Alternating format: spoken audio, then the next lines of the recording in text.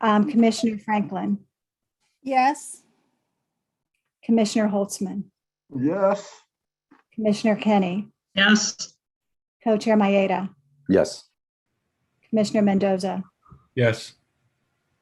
Commissioner Morales, Yes. Commissioner Obregon, Yes. Commissioner Orpanella Segura, Yes. Commissioner Haila Soto, Same. Commissioner Saida Soto, Yes. Commissioner Stetcher. Yes. Motion passes. Great. Thank you very much. And So now I we see- will Public hearing, yeah. now we'll move to the public hearing portion. So I assume that Ty is not on. Is that right? That's correct. Oh, there he is. Yes, he's on. Okay. Okay, so Ty, Yes, I am here. shall I make you the host again, or shall I just keep you as a co-host? Please make me the host. Say it again. Yeah, sure. You can make me the host or the co-host, either or. Okay, I think for safety, since you had a technological problem, I'm going to make you a co-host, if that's okay with you. Sounds good to me. Okay. And we are about to share the PowerPoint. And again, we apologize to any members of the public that you were all bounced off, and we welcome you back. For some reason, in the process of making you a co-host, I lost the ability to share my screen. You may try to just unshare your screen and try sharing again.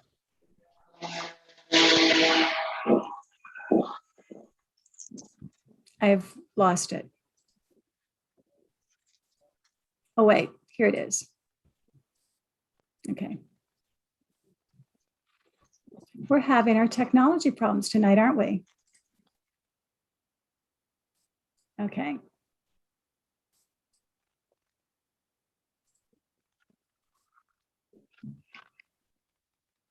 Okay. I will turn it over to Co-Chair Williams.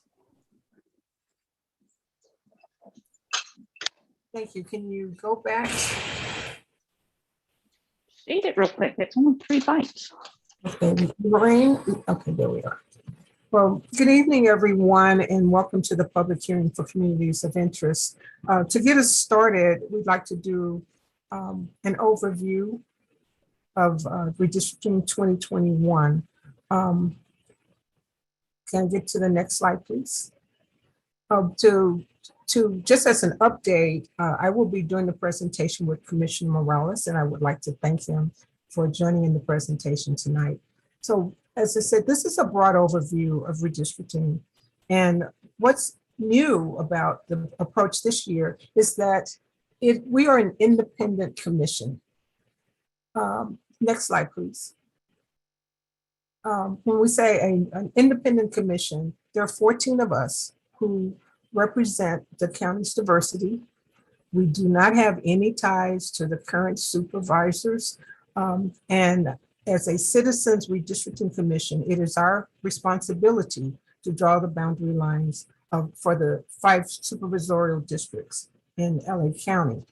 In the past, what happened is that each supervisor had a chance to appoint members to an advisory-only committee, which would study the changes and make recommendations, but the ultimate decision of what the boundaries would be and what it would look like was left up to the Board of Supervisors. We are totally independent, and in fact, it's a part of our bylaws that we have no contact with supervisors, their families, or their staffs.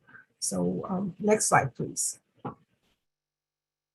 One of the things as a commission and a Citizens Redistricting Commission, we felt it was important for us to identify values that we would strive to honor as we move forward in our mission. They include accountability, transparency, objectivity, integrity, inclusion, and equity. You can read these, and there's more information on them and even who we are as commissioners at our website at redistricting.lacounty.gov. Next slide. when we talk about LA County, it's really unique. So we want to talk a little bit about what makes LA County unique in terms of size and diversity. Redistricting, and someone mentioned it in the public comment, occurs every 10 years as a result of the US Census. The census has a responsibility to count every person residing in the United States. And what we do at redistricting is we want to rebalance the district populations. What we're saying is that people move, some districts change in terms of some gain population, some lose population. We want to make sure that the supervisors who are elected will represent that county's diverse population, giving you a chance to elect the supervisor of your choice. Next slide, please. And redistricting is important because if we look at LA County, supervisors have a lot of power. If you look at even each district, there are 12 states that are smaller than the district, one individual district of LA County. So we're talking about a lot of power in terms of responding to the needs of the communities they serve and how they can impact the people in those communities. So we're talking about public policies that are made, and we're talking about at a collective level for the county, as well as an individual level for the district. There are a number of services that are provided at the county level, which includes public health, medical centers. There are things as protective services, such as the county sheriff, as well as the county fire department. There are a number of other municipal services that are provided to unincorporated areas, as well as there are smaller cities that prefer to contract with the county to provide a number of services, such as the sheriff and fire. So there are many things that each supervisor is responsible for, but what makes it important is, again, that they are able to understand and respond to the needs of the residents in each county, in each district. Next slide, please. When you talk about LA County, it is the largest county in the United States. It's 25% of the California population. In fact, it's larger than 41 states. And as I said, each district itself is larger than 12 states in the United States. It is the third largest metropolitan economy in the world, which includes 88 cities and more than 100 unincorporated areas, which includes LA City, which is the second most populous city in the country. And we are also one of the most ethnically, if not the most ethnically diverse counties in the country.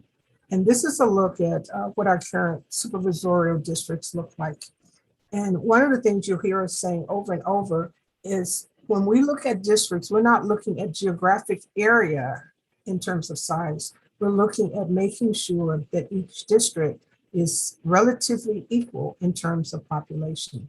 So while District 5 is a large geographic area, it has the same number of people as relatively same number. That would be 2 million as District 1, 2, and 3, and 4. Next slide, please. Again, these are our current districts. What's important is that each supervisor who is elected resides in each district. That's important because, again, they need to understand the communities in which they live and how, as they govern, how to be responsive to the needs. We will draw 5 districts. It takes a voter approval for that to be more or less. Next slide, please. Okay. Let's look at redistricting itself. Next slide. When we talk about redistricting, what we're talking about is drawing lines to represent, to equally divide the population. And for LA County, we're talking about 5 districts. And where we start to draw the boundary lines for each district, there are a number of criteria that we must abide by. And these are the criteria, 5 in order of priority. They have to be relatively equal in resident population, the number of people in each population, in each county, in each district. They must comply, each district must comply with the Federal Voting Rights Act, which says it prohibits racial discrimination in voting based upon race. Must be geographically contiguous, must be connected. And what's important for us also is that we want to maintain what's called the geographic integrity of the city, local communities of interest in local neighborhoods. And when we say maintain the geographic integrity, we want to, as much as possible, keep those cities, local communities, and communities of interest in the same supervisory district. And the last criteria that we looked at is what's called geographic compactness. And that's an overview, and I'm asking Commissioner Morales to provide some additional information on these criteria. Commissioner Morales? Thank you very much, Co-Chair Williams. So in terms of, what we're trying to accomplish here is to make sure that we establish a reasonable equation for the population changes. So as the census are coming in, we're expecting that to come soon. We are looking at any sizable changes that have taken place. We expect somewhere around 10 every million folks living in Los Angeles County.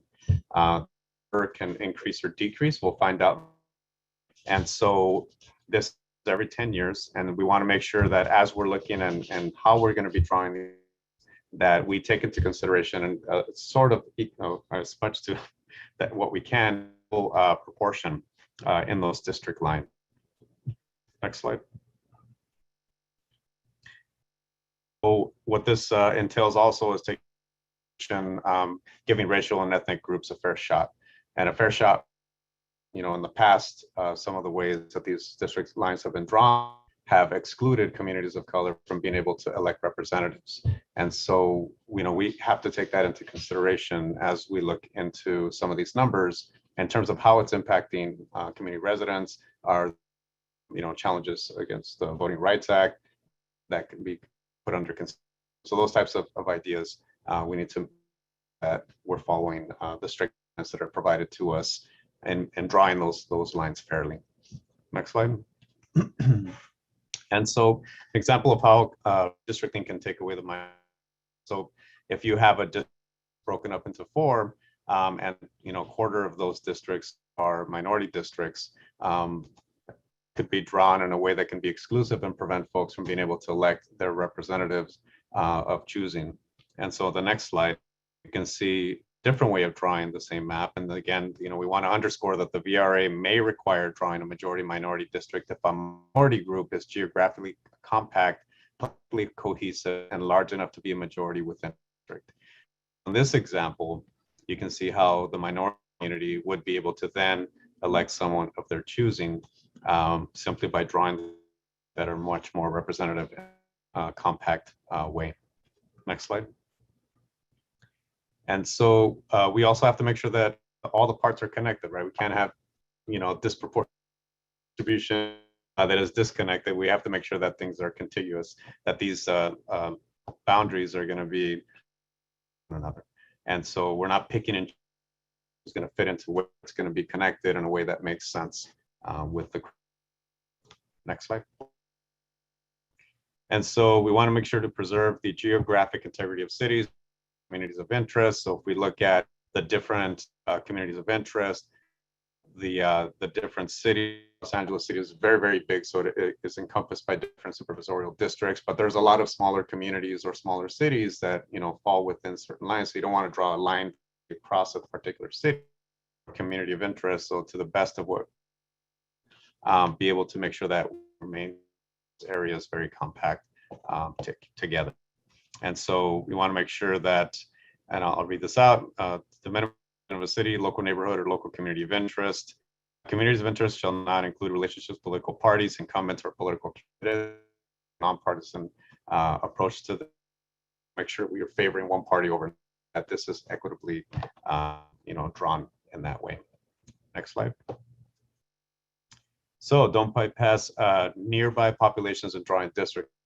But, it's very, you can look at especially blocks and the way these numbers are looking, it's like very easy to kind of cut some folks out and have a different result. So we want to make sure that they remain compact, that we don't start messing things are shaped too much where it's just completely loses accomplished in terms of folks are represented adequately. Next slide. And so if we look at, again, going back to the partisanship or partisanship, where you draw the, and so if we look at the yellow and green pairs, if you count, the number of and yellow in the first image here, you have 60% green. So in that particular situation, there is a majority of yellow in representation. Where 5 districts, 5 yellow, 0 green. So yellow wins. If you draw them a certain way, then you will always have a minority folks, and so they will voice will not be as equal as others potentially. And then is looking at the 5 districts in a different way, where you have 2 yellow, 3 green, and green wins. And so these are considerations that we have to make. Is are we reinforcing something that could be challenged? So we want to make sure that we have as much consideration in terms of how these lines are done with as much community input, sure that they're drawn equitably. Next slide. And so what can you do? I'm going to talk a little slower because my internet is unstable, it tells me. And so to participate in redistricting, we want to make sure that folks are signing up, go to the website, stay informed, and get involved. And so if you're at this commission, the hearing today, make sure that you tell others that there's, we're having these meetings by region. So we want to make sure that we invite as many folks, with the primary focus of that particular region or zone, as we're calling it. But we can use any one of these hearings to be able to provide or receive public comment about a particular community of interest. And so again, it's just really to try to narrow down a little bit and get a little better sense of the communities that we're focusing on these hearings. You will have the opportunity to submit redistricting maps. Once the Census 2020 is available, there will be some practice that you can do as well once the software is released to the public. And we'll have a guide on how to use that and provide some other training to be able to make sure folks understand how to do it. We encourage folks again, spread the word, sign up, make sure you get your friends and family to be able to provide some input to us, especially if you have a particular community of interest that you would like us to consider as we're drawing these lines. And so you can also visit us at redistricting.lacounty.gov to be able to get all this information, meeting notes, and much more information about the redistricting process. Okay, so these are the upcoming public hearings. And so as you can see, today is July 14th, we're in Zone E. And then upcoming is the 28th, the 11th, the 19th, and the 28th. We will have a public hearing that will be all in Spanish on Saturday, August 7th. And so, we want to make sure we have these all across the board. These are not the lines that are going to be drawn, don't worry. These are just the way that we were able to focus on particular areas to get that community of interest input to make a little bit more sense. Instead of having just a scatter shot from all across the county all at once, we actually are able to listen from constituents in those particular zones to be able to help us understand their ideas or concerns or issues that may arise. And I think, is that the last slide here? Oh, so we do have toolkits to spread the word. And so we have 12 threshold languages. So there's flyers, fact sheets, presentations, all these can be found online by visiting the website. We have a Facebook page and a Twitter account. So Twitter is @DrawLACounty. And so this is where we'll be providing more information, upcoming hearings, once we narrow down exactly the dates in terms of what we're going to have. The discussion, when we narrow down those maps, once they've been submitted and considered, we'll make sure to allow for the community to be able to give us some feedback before the final determinations are made, hopefully sooner rather than later, but we're running a little behind, which is no fault of our own, which just has to do with more census data not coming in on time. And so you can see the 12 threshold languages that are listed. And I think that's it. Thank you, Commissioner Morales. And so now we're open for public comments. Ty, can you provide just run through the process for providing comment one more time, please? Yes, of course. So before I begin with the instructions, we do have a few folks who entered the public comment form. And I do want to remind folks that if they can, to change their names to what they submitted on their Zoom. So I will be able to call on them and change their, be able to prompt them to unmute themselves. So as a reminder for members of the public interested in making a public comment, you may submit your name and information to the communities of interest form located in the chat. If it's currently not working for you, you are also able to find the link on the CRC website. If it's still not working, try to use Google Chrome if you can. When you are called to make your public comment, you will be prompted to unmute your mic so you can speak, and you may turn on your video if you are comfortable. Each person will have one opportunity to speak for 2 minutes. The co-chairs reserve the right to limit public comments to 1 minute per person or extend it to 3 minutes per person, depending on how many would like to speak. When you begin making your comment, please share your name and any affiliation you may have. Of course, if you do not wish to speak but would still like to submit a public comment, you may do so by going to the same communities of interest form in the chat. For members of the public who would like to make a public comment on communities of interest and not a resident of Zone E, you may submit your name and affiliated organization in the Q&A. Your name will be called to make a public comment after members of the public who filled in the communities of interest form for Zone E. The order in which we will take public comments will be as followed. First, individuals in Zone E who complete the communities of interest form by zip code in numerical order. Second, individuals who complete the communities of interest form from other communities of interest not covered by zip codes. For that one, please be sure that you do indicate still Zone E on the communities of interest form. Third, individuals who submit their name to the Q&A box on Zoom. And then fourth, individuals who call in. So with that, we do have about 9 submitted. Co-chairs, how many minutes would you like to allot? I think we should allow 3 minutes, Co-Chair Williams. Agree. Okay, great. So give me a moment as I also pull up the map.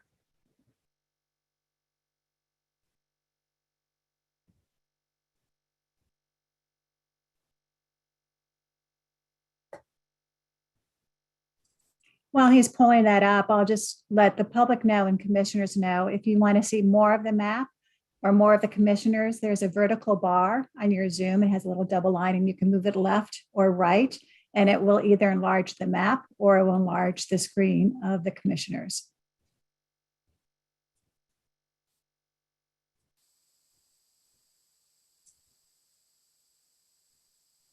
So currently our first one up is Carmen Taylor Jones, and I do not see Carmen Taylor Jones in our participant queue or on Zoom. So Carmen, if you are there but under a different name, please rename yourself.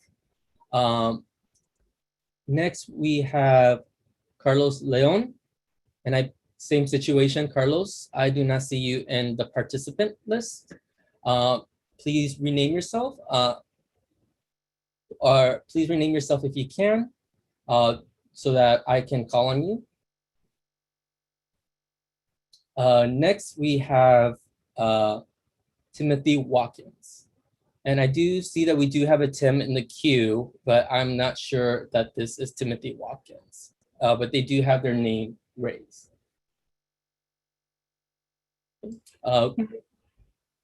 We have 2 individuals with hands raised. I don't know if that means they have a question or they want to make public comment. So I see both Carlos and Tim are here under different names. So I will call on them now. So first, Carlos Leon, Leon, you will have 3 minutes to make your public comment once you begin speaking.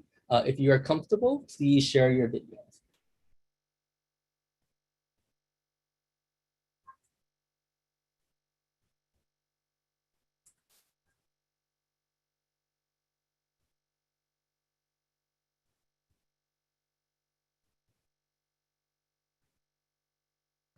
Hi, I'm sorry. I'm Okay. trying to find the mute button. If y'all can hear me.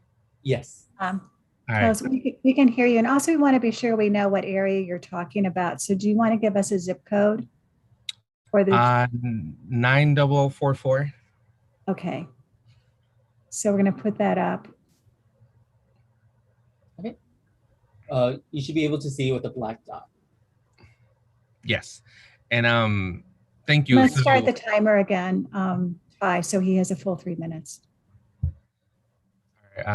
Thank you everyone for doing this. This is every 10 years. So, brace with me as I'm trying to figure out also how to really communicate what I'm trying to say. I think overall, in South LA, my community is in South LA. My name is Carlos Leon. I'm a member of Community Coalition and the People's Bloc. I work, organize, and have families in South LA. My community in South LA is a blend of Black and Brown families that have found unity in the collective struggles of a community that has been targeted through racist policies like redlining, overconcentration of liquor stores and empty lots. Our community has been able to collectively rise and be creative to reimagine our community and create spaces that have been denied for decades. Spaces like South LA Cafe, which is on Western King. 9044 provides a model of a coffee shop in our community that gives us a sense of pride.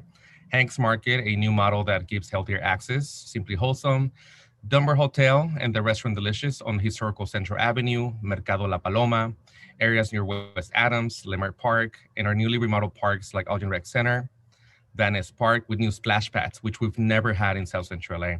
Assets like LA Trade Tech or new development that's happening on the outskirts of the community need to be protected. Our community cannot be sectioned off or divided.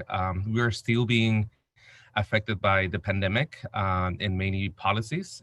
We have been fighting for decades to strengthen our community, and we are beginning to finally see some of the results and the efforts after decades and decades of disinvestment by enforcing and supporting Black and Brown businesses.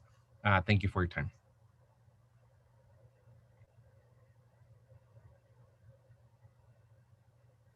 Right, thank you. So next we have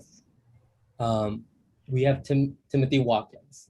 So Timothy, you will be able to unmute yourself, and if you're comfortable, please share your video. Once you begin speaking, you will have 3 minutes. Thank you. So I'm speaking to you from Watts, South Central LA, the 90059 zip code.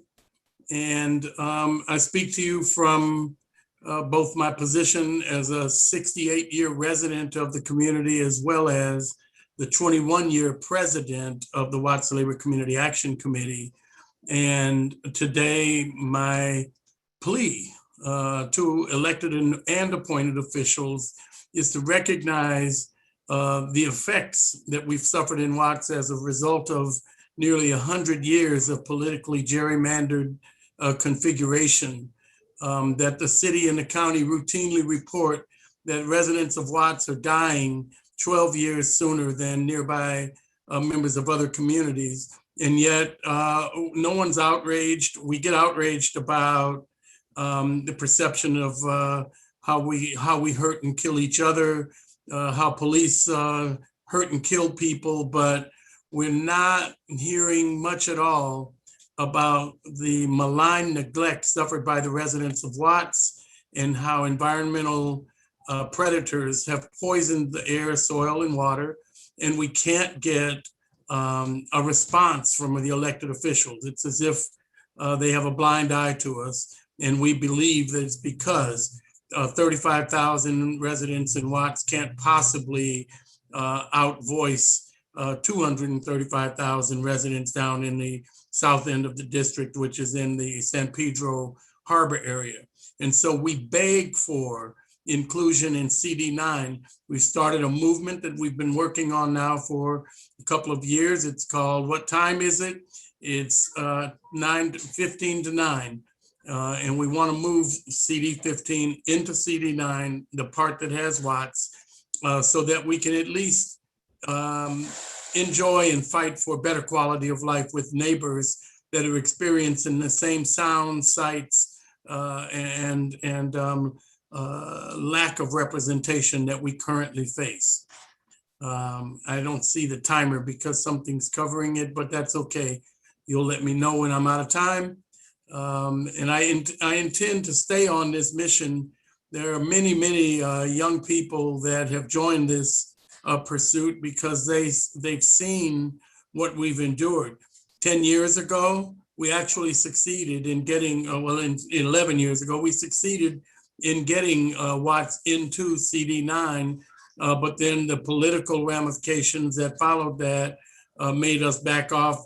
And so we decided to stay where we were until this time. We're ready this time, and we will, you'll see us at all of your upcoming meetings. Thank you.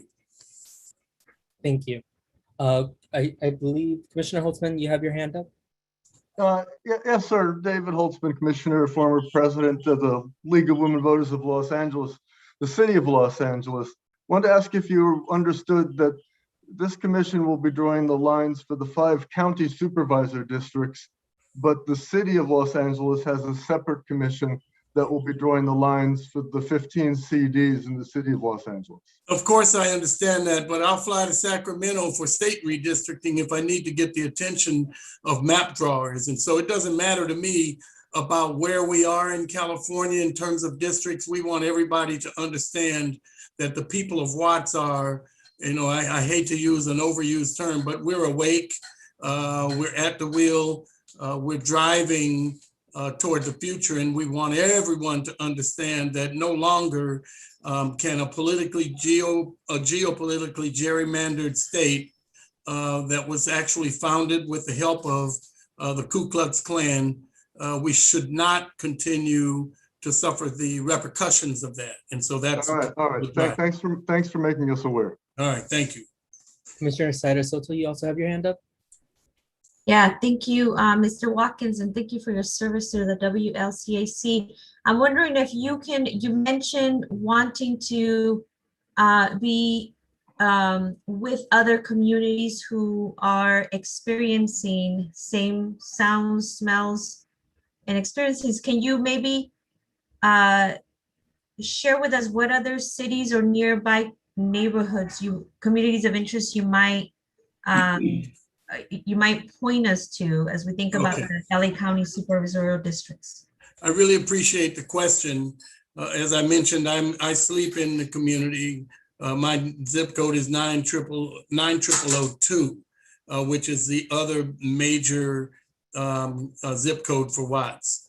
When you go to 9002, it goes north toward downtown. I don't know what all of the zip codes are that get you downtown, but CD9 runs from 1st Street to 109th Street. I'm sorry, from 1st Street to 99th Street. And then CD15 picks up there and runs to Imperial Highway in the city. But the shoestring that connects us to the harbor is 15 miles long. And it makes no sense. And I don't blame the council people. It's the configuration. And you all know, you've been through the training. I've been through I was a commissioner. The number one rule is not to divide communities of interest, number one. And number two, to keep districts contiguous. And so Watts is the greatest example of the worst kind of district map drawing that you can find. We're 2.1 miles square, 15 miles away from the base of our district. And we just don't stand a chance of a snowball in Hades of being heard over the voices of 235,000 people compared to our 35. So that's it. North of us is CD9. That's what we want to join. Thank you. Thank you. So we'll go ahead and move forward. Before moving forward, commissioners, can you confirm that you see the time on the screen? Okay, great. And I also do want to remind members of the public the order in which we will be taking public comments. First, individuals in Zone E who completed the communities of interest form by zip code and numerical order. And then second, individuals who complete the communities of interest form from other communities of interest not covered by the zip codes for Zone E. Third, individuals who submit their name to the Q&A box on Zoom. And then fourth, individuals who call in. So with that, the next one is Valerie Morishige. And I believe Valerie is not currently in the room. So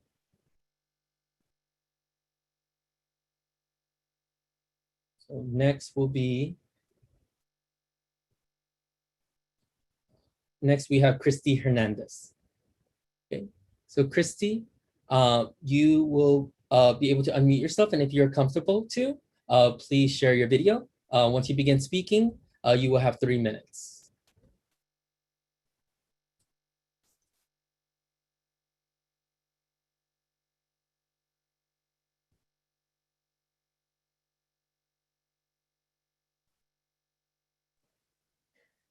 Hi, everyone. Okay, sounds like I'm on now. Please correct me. Okay. So good evening, everyone. I want to first thank you all for your commitment to participating on this commission. My name is Christy Hernandez, and I am a resident, homeowner, and community leader in unincorporated East Los Angeles in zip code 90063. And I am actually calling in today to advocate that the Northeast, Southeast, and East Los Angeles communities be preserved in one district due to our shared geography, or as you all mentioned earlier, to maintain the geographical integrity of these districts. We share many values and challenges at the same time. And unincorporated Los Angeles is a multi-generational community. And for us, these local communities also share several of those, again, shared values. And we are definitely connected in many ways to one another, not only as a region, but also as neighbors, and have joined forces on a number of fronts when it comes to educational matters, housing matters, and in some cases, even different political matters as well, given some of the social and environmental injustices that we have faced, including Exide, which is a really big topic for those of us that live near that site. So that is my main reason for calling in today, and ensuring that we don't break up the dynamic that is already in place. In addition to that, I would also ask that you pay close attention to communities that are located in unincorporated areas within the county. What we have found as the chair of my local neighborhood council or advisory council committee is that many times our voices and our sometimes we find that we're on the sidelines. We're marginalized and a bit voiceless because our most local elected official is the LA County Board of Supervisors. And we share that LA County Board of Supervisors with 2 million other people. So, I definitely ask that you please pay close attention to those dynamics within the redistricting, because I think that's an element that sometimes is overlooked. Thank you, Thank you so much for your time. Commissioner Stetcher, you have your hand up? Yes. Christy, thank you very much for joining us and for telling us about your neighborhood. It would help me if you could say the names of some of these communities that are more familiar. What are they commonly referred to as? In addition to East Los Angeles, what are the other neighborhoods that you think ought to be part of this community that you described? Yeah, absolutely. So some of the other communities would include definitely the Southeast Los Angeles community. That's a neighboring community. So those cities might, make up the Southgates, Huntington Parks, Maywood, Linwood, communities there in the Northeast, connected with, the El Sereno or El Sereno communities, University Hills, going up into,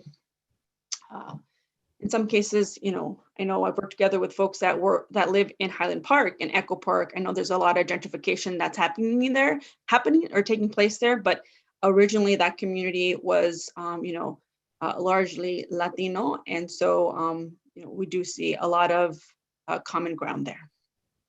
Thank you. You're welcome.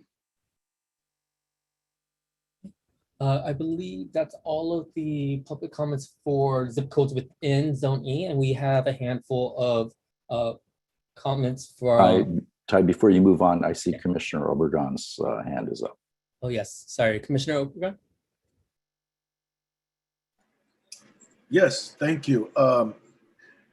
I kind of know the neighborhood, and you mentioned that you were in the unincorporated part of the zip code. Now, is that zip code a zip code that's fractured and part of it is in LA City and the other part is in, I guess, East LA, the unincorporated area?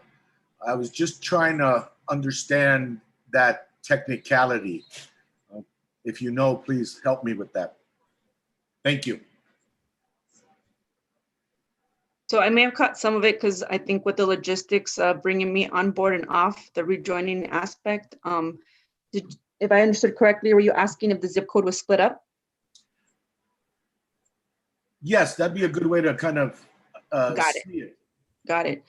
So my understanding is, so I wouldn't say that the zip code is split up. East Los Angeles is made up of unincorporated. I should be specific in that sense. Is made up of 90022 and 90063. That I know of, it is not split up. But again, from my understanding is that just the possibility of separating the communities that I mentioned earlier was of concern. As far as your question, yeah. Thank you. You're welcome. Thank you. So next we're going to move to Aaliyah Partida. So Aaliyah, you'll be able to unmute yourself, and if you would like, you may share your video. Once you begin speaking, you will have 3 minutes.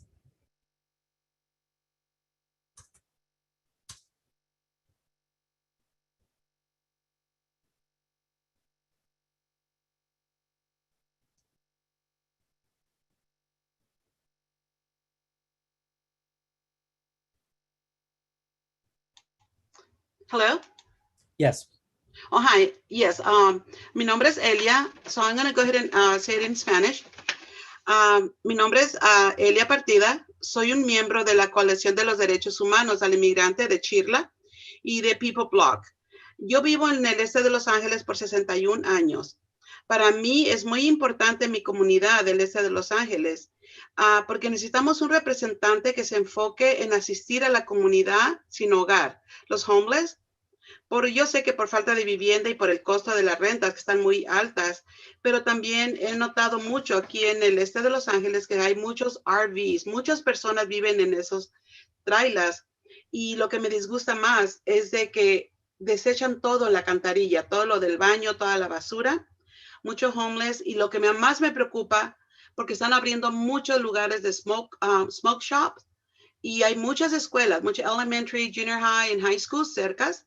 Y eso me preocupa. En primer lugar, por los homeless, por los smoke shops y los RVs. Esos RVs, como le dije, no sé qué gente viva ahí. Para nuestra comunidad, en el este de Los Ángeles hay mucho lugar muy bonito. Los parques, Oregon Park, Salazar Park, Belvedere Park, muy bonito. Pero vuelvo a repetir, la inseguridad por los RVs. Homeless, y los smoke shops que están en cada esquina. Y me gustaría que un representante nos represente aquí en el este de Los Ángeles. Es muy importante que alguien se enfoque aquí en el este de Los Ángeles para asistir a nuestra comunidad, especialmente por nuestros niños, por nuestros estudiantes. Escuelas, muy buenas escuelas, mucha biblioteca, muchas clínicas, iglesias. Todo el este de Los Ángeles es muy bonito, pero está muy sucio ahorita. Como le vuelvo a repetir, homeless, smoke shops y los RVs que están llenando nuestras calles.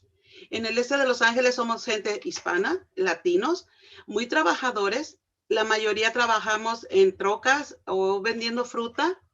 Si por favor un representante puede venir al este de Los Ángeles a ayudarnos, le agradecería mucho tanto por mi familia, nuestros niños de nuestra comunidad y las clínicas que estamos necesitando más ayuda, tanto en COVID, las vacunas, para la escuela, la universidad, que nos den más orientación, denos más información, cómo hacer que nuestros niños vayan a la universidad, cómo nos pueden ayudar con la renta, porque están muy, muy altas las rentas, y que vuelvan a hacer Whittier Boulevard lo que era, especialmente para Christmas Parade, que eran muy bonitos, pero because of the COVID, pues claro, se paró.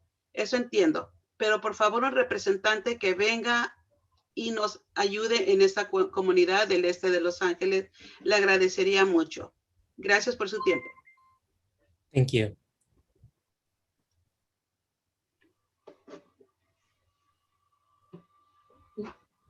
We can provide a translation for the non-Spanish speaking members of the commissioners after this public hearing recording, so you can all have that information. Next, we have Christina Montalvo, but I believe Christina is currently not on the Zoom. If Christina is there, please change your name to reflect that. Next, we have Robert Montalvo. So Robert, you'll be able to unmute yourself. Once you, please share your video if you're comfortable, and once you begin speaking, you will have 3 minutes.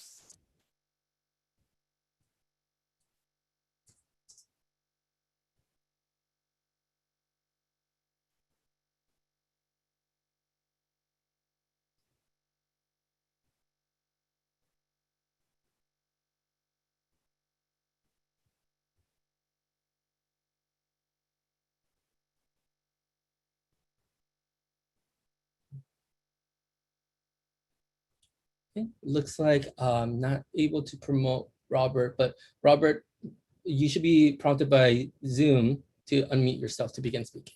Oh, I see.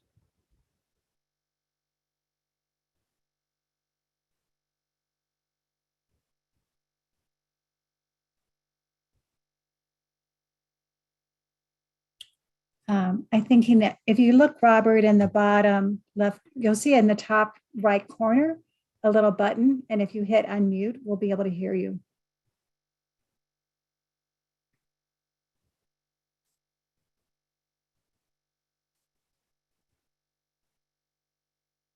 Ty, are you able to unmute him? I am able to ask Robert to unmute. That's all I did, Robert, yeah. you will be prompted by Zoom to unmute yourself on your screen. So Robert, in the upper right-hand corner of your screen, you'll see a little mic. If you could click that on, we could hear you.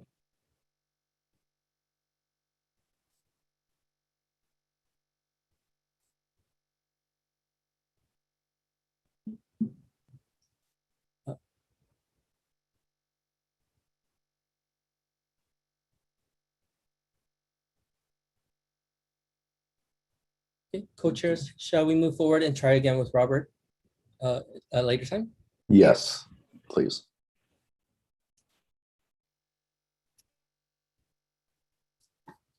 So next we have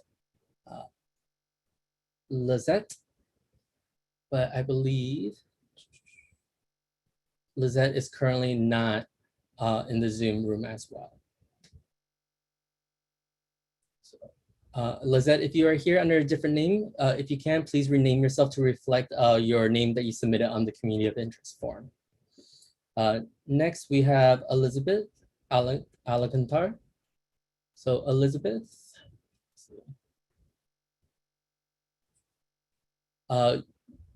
You will be able to unmute yourself, and if you're comfortable, you may share your video. Once you begin speaking, you will have 3 minutes to make your public comment.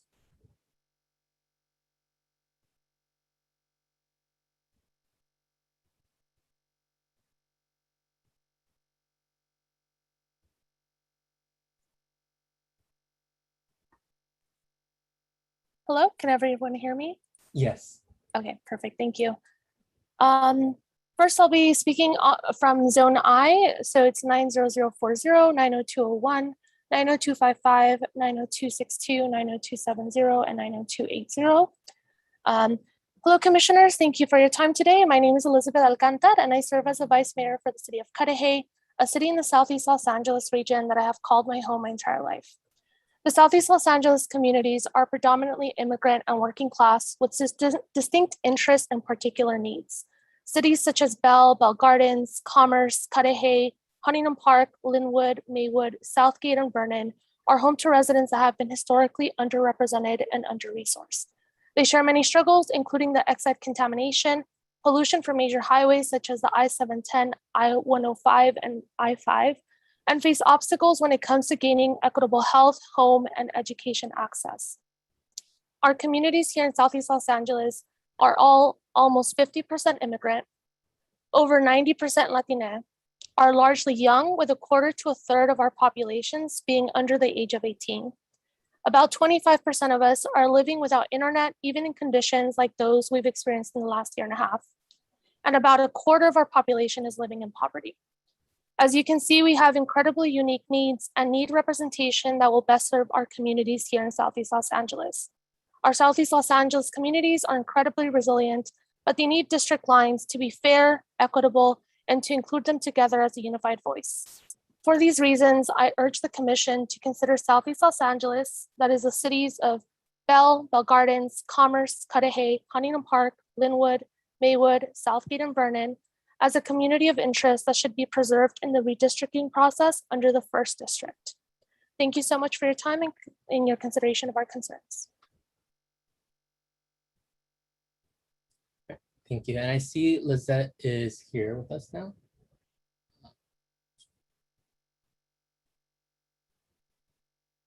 Or was here. I see. Oh, I see now. So Lizette, you'll be able to unmute yourself. And if you're comfortable, please share your video. Once you begin speaking, you will have 3 minutes to make your public comment.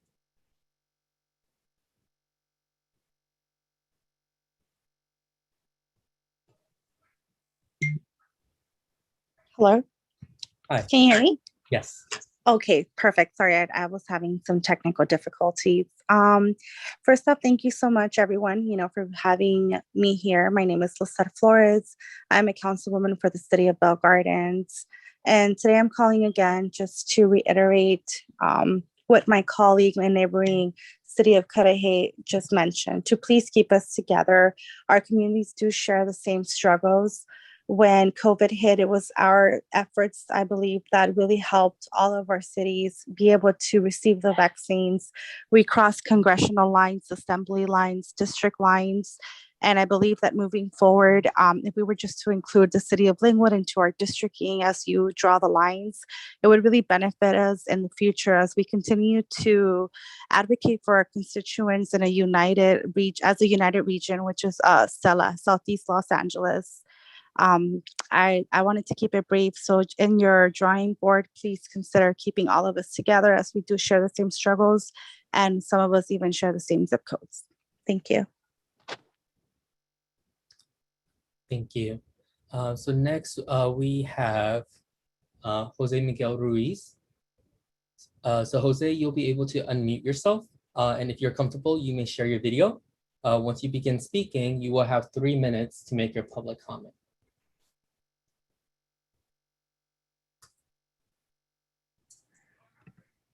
Hi, yes. Good morning, Commissioner. Sorry, good morning.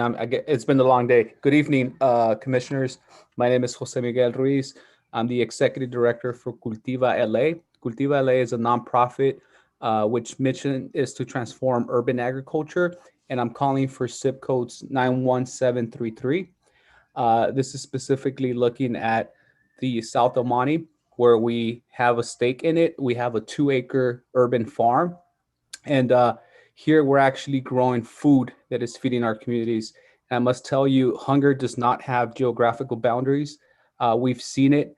On 6/30, we did a food distribution for 300 families. And we don't ask where they come from. All we know is that folks are lining up really early for food. I must request that you consider keeping South El Monte, Baldwin Park as one or under supervisorial District 1 as you consider your map area. Again, with food insecurity and the rise, it's nothing new. I think COVID just exacerbated the issue. We are seeing a lot of need, and I feel that having to separate it would just increase the lack of communication. Some of these communities do rely on communication platforms, word of mouth, and we'd like to reach as many families that need resources, specifically when it comes to fresh, healthy food that we're able to grow. That is all. Thank you.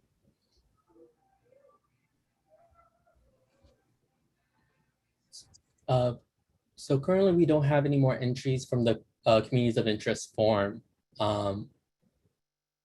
nor any other within the Q&A. We do have a hand up, co-chairs. Would you like to proceed with the hands? Yes. Okay. So Maria Isabel Rutledge, you'll be able to unmute yourself. And if you're comfortable, you may share your video. And when you begin speaking, you will have 3 minutes. If possible, please share the area or zip code that you are representing.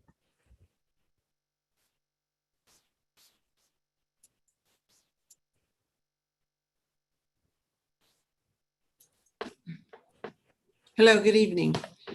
Thank you for having this space for the community.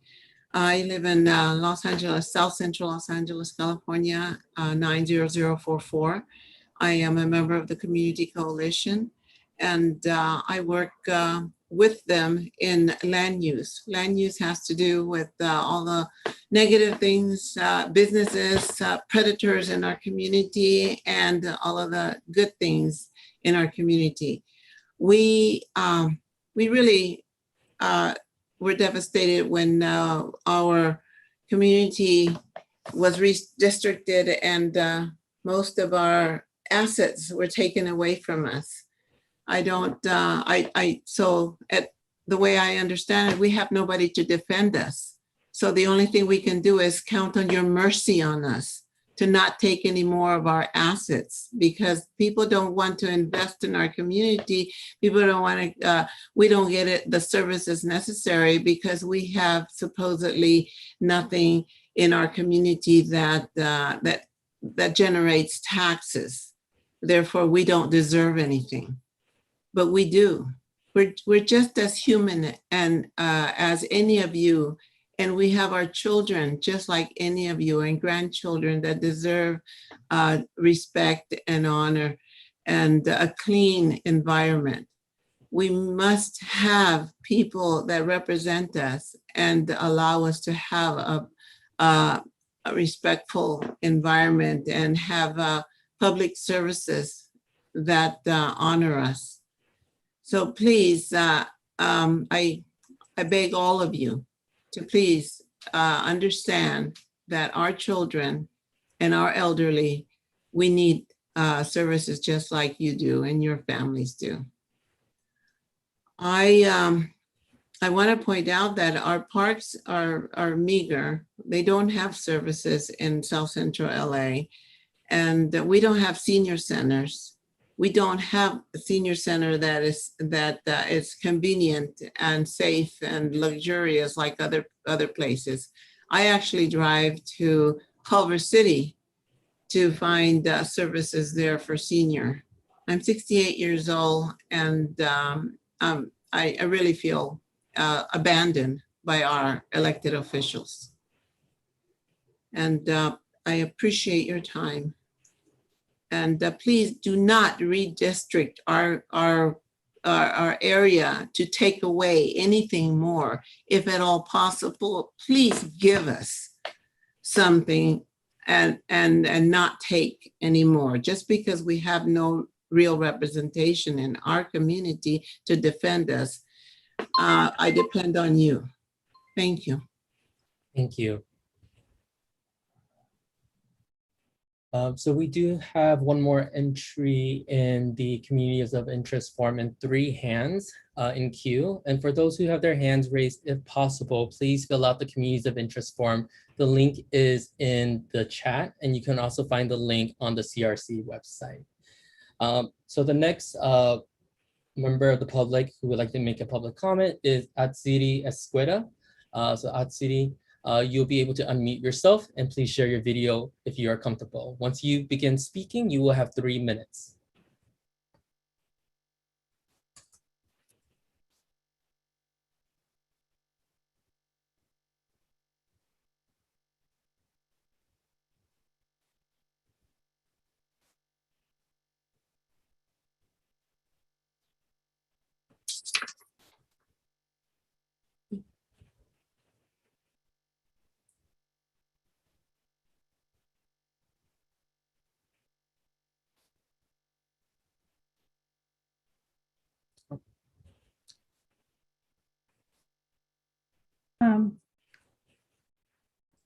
Aziri,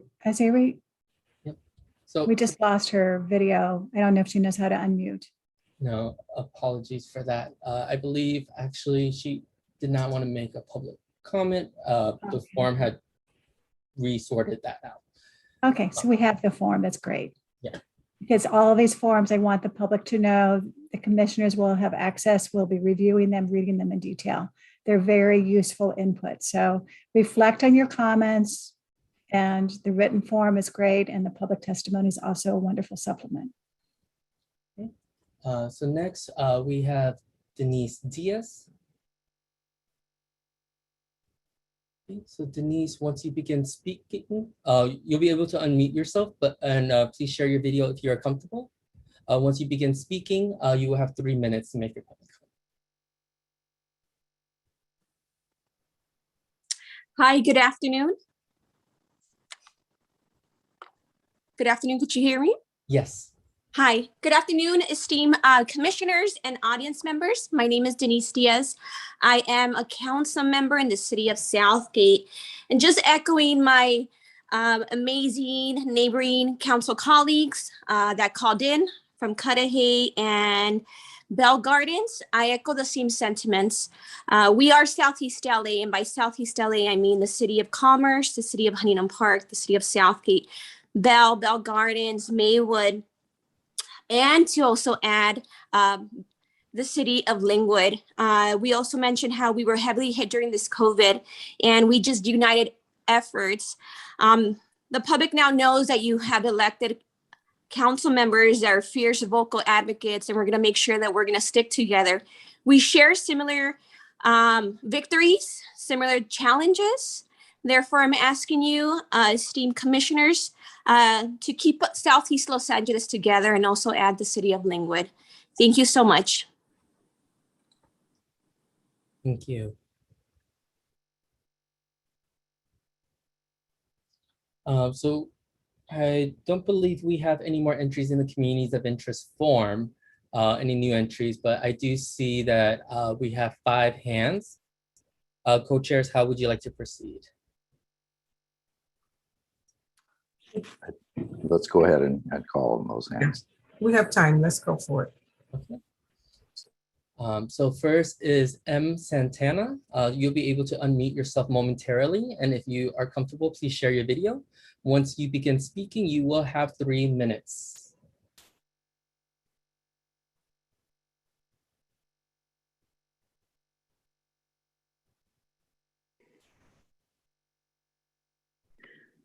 Good afternoon, Commission. Thank you very much, co-chairs, for allowing us to speak. I had trouble signing on last time, and I'm having trouble again, but thank you very much. My name is Marisela Santana. I am the mayor for the city of Linwood. And I want to thank all of the speakers on tonight's call for advocating for the city of Linwood. And our zip code is 90262 to be included in the same district, to keep us together. I called last session as well. We share the same interests. We share the same, like Ms. Diaz says from Southgate, the same victories. We also share, we are all united by the 710 freeway. We all have the same environmental injustices. We all share the same community, social, and economic interests. We are communities of interest. And also, I am not sure any of you are familiar, but back in 1810, Don Antonio Lugo received a grant to a tract of land of some 29,514 acres. That land was called Rancho San Antonio, and it included the cities of Commerce, Huntington Park, Bell Gardens, Maywood, Southgate, and Linwood. It would, I think it was written in history that we be kept together. So I would appreciate if you please take into consideration to allow the city of Linwood to be included in the Southeast LA Region District. Thank you very much for your time. Next, I see that Robert from earlier has their hand up. So Robert, let's try this again. You'll be able to unmute yourself momentarily. And if you're comfortable, please share your video. And once you begin speaking, you will have 3 minutes.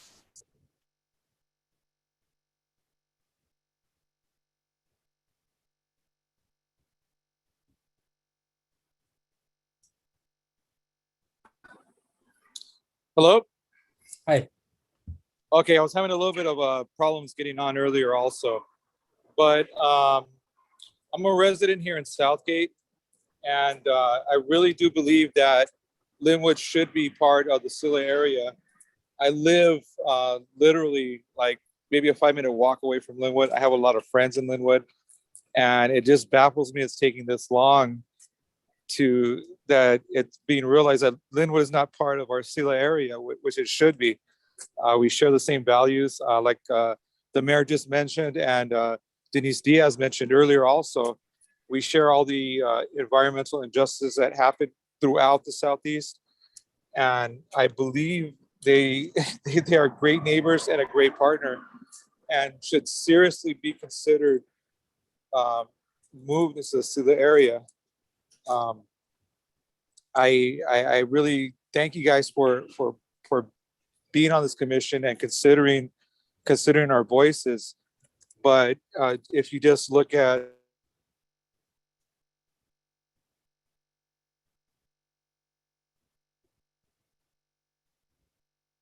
Oh, Robert, I believe you may have frozen up.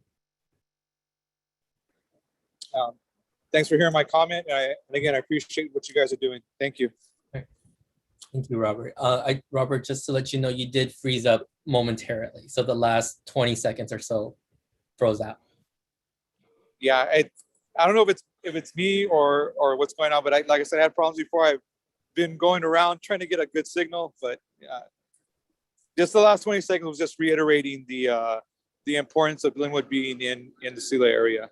And I was just echoing what the mayor of Linwood said, Maricela, and what Denise Diaz said also. And I just wanted to thank you guys for what you're doing and hearing our voices on this. Thank you. Next, we have Kirk Samuels. So Kirk, you'll be able to unmute yourself momentarily and be able to share your video if you're comfortable. Once you begin speaking, you'll be given 3 minutes.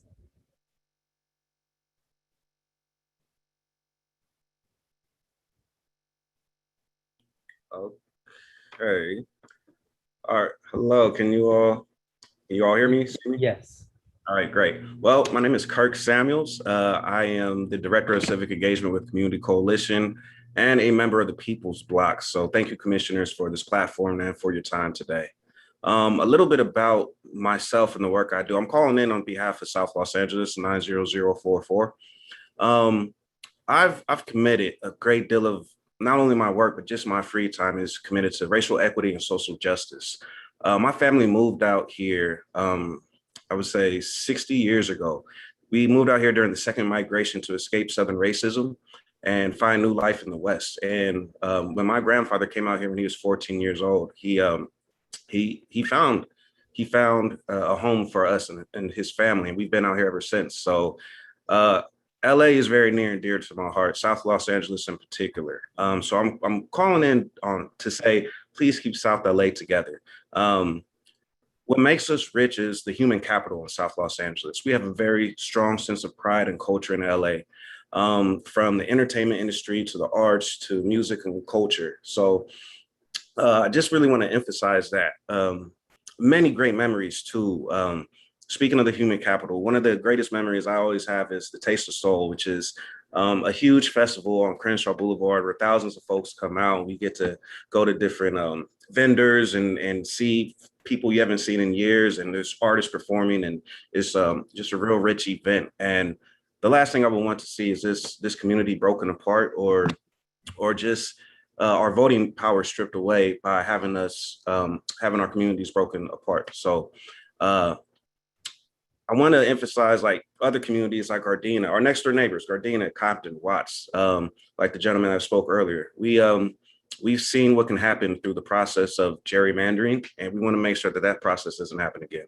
So we definitely want to see the commissioners draw lines that keep our communities together and emphasize the importance and the interests of my community members. So things like affordable housing, police reform, equity, these are the shared interests that I'm seeing in every neighborhood that I go to, and it's important that we can keep these interests and the folks that are voting on it together. So thank you for your time, commissioners. I hope you enjoy the rest of your night. Okay. Co-Chair Maeda, you have your hand up. Yes, thank you, Mr. Samuels. You say that you wanted to keep South LA together, and then you also mentioned Gardena, Compton, and Watts. Are those communities examples of communities you want to keep in the same district with that you consider to be part of South LA? Yeah, if possible, yeah. Are there other communities that you consider to be part of South LA, or conversely, are there communities somewhat nearby that you consider to be not part of South LA? Off the top of my head, no. And also about the Google form, I know I have to fill that out. I'm in the process. I'm like halfway through. So if it does come to me, you will definitely see it in the Google form. Thank you very much. Appreciate it. The next hand we have up is Sasaya Romo. So momentarily you'll be able to unmute yourself and be able to share your video if you're comfortable. Once you begin speaking, you will have 3 minutes.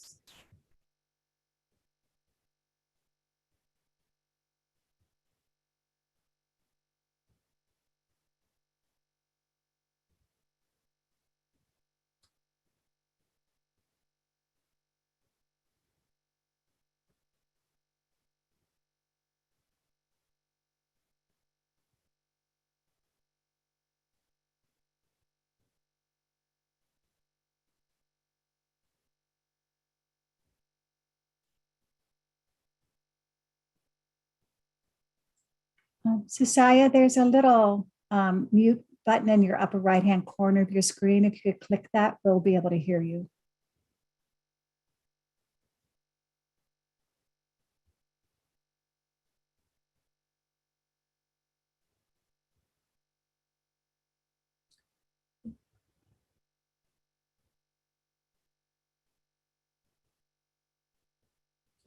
Co-chair, shall we move forward and maybe perhaps come back to Sasaya? Please, thank you. Okay. Next, we have Ali Saleh. So Ali, you'll be able to unmute yourself. Once you begin speaking, you will have 3 minutes. And of course, if you're comfortable, please share your video.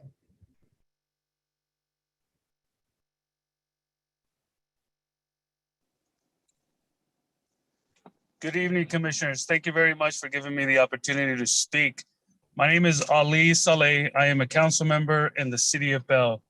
I'll make it simple and short. I'm asking that you keep the Southeast City, also known as Sela, the city of Bell, Bell Gardens, Commerce, Cudahy, Huntington Park, Linwood, Maywood, Southgate, and Vernon together in the same district. I was born and raised in city of Bell. I have friends and family that live in most of those cities. I have a business in the city of Southgate. I have cousins that have work in the city of Linwood. We have the same common issues, and like my other colleagues have said, victories as well. And we're hoping that you keep us all together to be able to fight for the same thing or celebrate together jointly. So thank you very much. And thank you very much for all you guys do.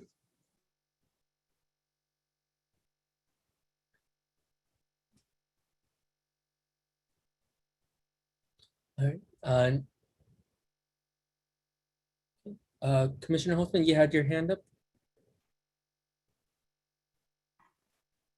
I was just gonna offer well wishes to him. Anyway, thank you. So the next speaker is Aurelia Robolo. So you'll be able to unmute yourself, and if you're comfortable, please share your video. You will have 3 minutes to speak once you begin speaking.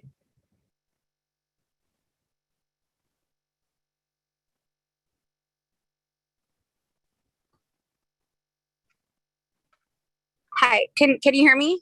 Yes. I'm sorry, I was trying to unmute myself. So good evening, my name is Aurelia Rebollo. I am the Vice Mayor here for the City of Commerce. I will keep it brief, but I would like to echo the sentiments of my colleagues in the Southeast LA region. I am asking that you please consider to keep the City of Bell, Bell Gardens, Commerce, Cudahy, Huntington Park, Linwood, Maywood, Southgate, and Vernon together under the first district, that you please reconsider and add Linwood to the first district. As was mentioned before, our communities sadly mirror each other in the environmental injustices and so many, not just demographic components, but and we fight together to make sure that our communities live a quality of life. And we can only continue to do that if you keep us together. So I would ask you to please consider that. And I just thank you for your time. Thank you for the opportunity to speak, and just respectfully ask that you continue to keep us together, because our voices are stronger together and our communities are depending on that. That is the only way we were able to get resources to our communities during this pandemic. And if you and that's the only way we will continue to help our communities thrive. So I will please ask the commission to please consider keeping us together in the first district, and of course incorporate the City of Linwood to that. Thank you very much for your time. Thank you. So currently we don't have any more hands in queue, and no more entries in the communities of interest form. Co-chairs, co-chairs, how would you like to proceed? Oh, I do see a hand being raised, but then back down. Do we have a hand raised, or? We have a member of the public raising the hand and lowering the hand. I'll also point out that a member of the People's Bloc, Karen Diaz, has indicated there are 2 more speakers who are getting ready to join Zoom. I gather they've already been able to join in, or do they need more time? That message has been up for a good 10, 15 minutes. I know. If not longer. I know. I just wanted to make sure. So Karen Diaz, can you let us know if those individuals have been able to join in? We do have a hand up now from Sherry Jones. So Sherry Jones, you'll be able to unmute yourself momentarily. If you're comfortable, please share your video. Once you begin speaking, you will have 3 minutes.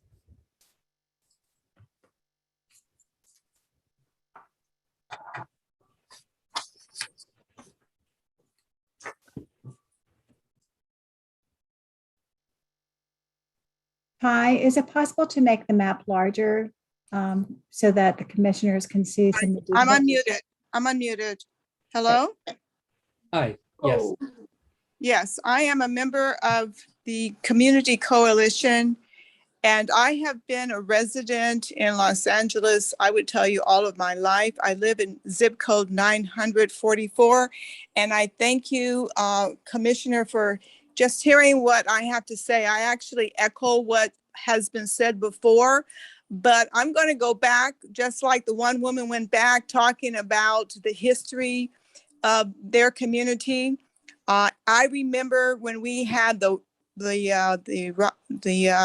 riots going back 1965. And I have to say that I want this community to remain together, not to be broken up, because ever since that time, we have not had representation of businesses as it was in the past. Yes, things have improved, but not to, I would say, the point that it should have been improved. We still have a lot of vacant lots where we at one time had lucrative businesses. We do not have a sit-down restaurant in the zip code 944. We have to go out of our community into other communities. We do not have businesses that a person can get, let's say, copies made, such as going to a Staples. I'm mentioning a major company. So you have to go out of the area just to have certain things done that you might consider that's a necessity in your life. And also too, there is a problem with the homeless, and we, excuse me, I say we, meaning our community, you continue to see the homeless, and also we have a problem on the streets. We have a problem with the liquor stores. We have a problem with actually having proper, I'm going to say, a safe environment for our children. And also for the seniors. I think that was mentioned. One person said she has to go out of the community in order to go to a nice senior citizen, and I echo that also. So the seniors have to be considered. We need, I would just say, a better space, a nicer space, whereby people can have a place to go to if they want to take their children on the weekend and not have to go out of the community. When I say a space, meaning I'm going to say like parks or something where you can actually make it so that it would be a safe place for families. Excuse me. I just wanted to bring that up, in that it would be advantageous for our community not to be split up, but to remain united. Thank you. Thank you. Okay. Next, we have Lourdes Saab. So Lourdes, momentarily you'll be able to unmute yourself. Please share your video if you're comfortable. Once you begin speaking, you will have 3 minutes.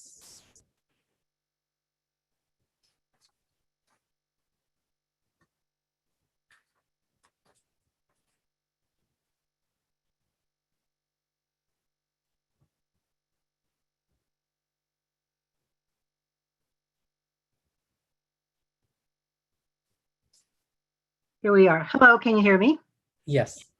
Hi, thank you so much, commissioners. I appreciate your time. I know you've heard a lot of voices. I'm a happy resident of the 90042 Highland Park area for over 20 years. I chose this area because I love the community. I happen to be fluent in Spanish. I also had family members. I had businesses in East LA. I worked there as my youth. I love this district. I would love for you to consider to keep this the Northeast District together with the First District. I know there's always many needs in the county of LA. I've had lots of experience in government, city and county, and I know one person can never solve all the problems, but I think that we're blessed with a very strong representation that are trying their utmost to help us meet all the challenges that not only the First District meets, but the entire county. I really implore you to keep it together. it's at least 90042, the Northeast area with the East LA and the Southeast LA, because I think that we share, and I've heard many speakers before say, same culture, the same values, that we want to have our families have a better future. And we have been pulling together. I've worked in a nonprofit in the East LA area. I created an organization we're hoping to solve all the problems. So I fully appreciate the role you're having in trying to create this ideal district or more districts, but more is not always better. I think that we have, with the representation that is now, their energies are, I think, all invested for the betterment of all of our communities. So I implore you to keep at least the first district together. Thank you so very much. I appreciate your time. Thank you. Okay. So we have another hand from Mary Porterfield. Mary, you'll be able to unmute yourself momentarily and share your video if you're comfortable. When you begin speaking, you will have 3 minutes. Clerk Tylee, there's been a request from one of the commissioners. Can you do an overlay instead of the 10 zones, what the current supersorial district lines are? One of the commissioners felt that would be helpful.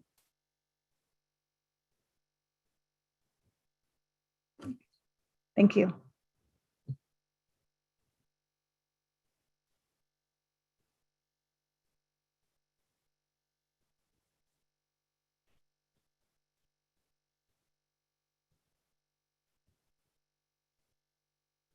Are you able to see me and hear me? Yes. Good evening, everyone. I am calling from the 90806 area. And I just have a very basic question. I keep hearing the term area of interest. So I would like to know if you have created a list of those areas of interest and what specifically is that definition? That's my question. So do one of the co-chairs want to take that? Or would you like me to handle it? Go ahead, Gayla. The community of interest is why we're having these public hearings. We want to hear from you what you consider to be your communities. And we're using the input from you as building blocks to figure out what groups really want to be together in terms of communities that would then be part of a supersorial district. So we're having these hearings to hear from you, what you see as communities of interest. Okay, so in other words, you have not developed a list and you do not have a specific working definition. The working definition are groups that share similar values, culture, challenges, come together, as many of the other people speaking today have talked about. But the commission is here to listen, to hear from you, who you feel are your neighbors that you want to be together with. Okay, thank you. Okay. I wanted, Mary, I wanted to add that when we talk about community of interest, it's not, we want to, as Gayla said, we want to hear from you what things, why do we need to keep certain areas together? What are the common interests? What are the commonalities? Like some of the, our speakers have referred to issues around the pollution or services. But when we start to draw the maps, we're like a blank slate in some ways. We want to hear those things that are important to keep together. Hearing a lot about Southeast LA and what's happening there. You're in, look like close to Long Beach, I'm not sure.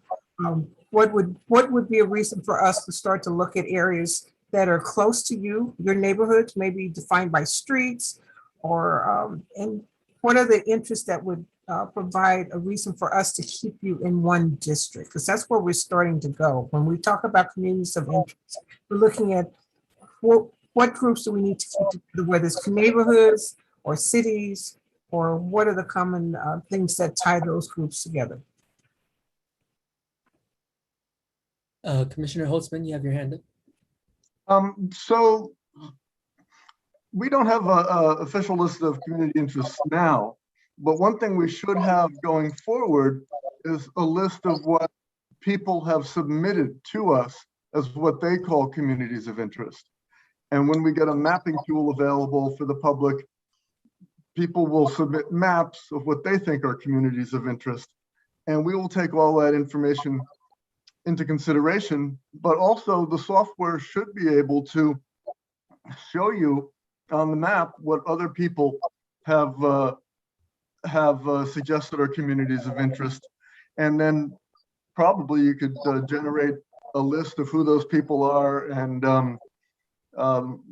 I don't know, maybe an overall map, or maybe description of the communities that are submitted to us. It's not, we haven't defined communities of interest ourselves, but other people are doing it. Mary, I encourage you, if you are willing, to talk about where you live and what brought you to this meeting as input to this commission, if you feel comfortable. You've got 3 minutes. Okay, you can still hear me? Yes. Oh, okay. Well, I'm very active here in Long Beach, and I've actually worked on previous committees for the city as well, and attended one of the redistricting meetings, I guess, almost 10 years ago, and traveled throughout the city, because I think understanding all the configurations has to go beyond your specific area. I'm currently developing a podcast on voter turnout, or the turnout gap, which is actually the focus of the text. So we know that ultimately redistricting has to do with political and economic power, and it configures the voting ultimately, not just people, but the voting. So I'm very interested in hearing what's going on. I would like to be certainly a part of what goes on in my area, but also the broader outlook of how we govern California. So I have a very broad-based interest in decisions that are made that really makes us California, makes us Southern California, makes us an entire state. So that's it in a nutshell. Thank you. Next, we have John Mendoza. John, you'll be able to unmute yourself momentarily and share your video if you're comfortable. Once you begin speaking, you will have 3 minutes.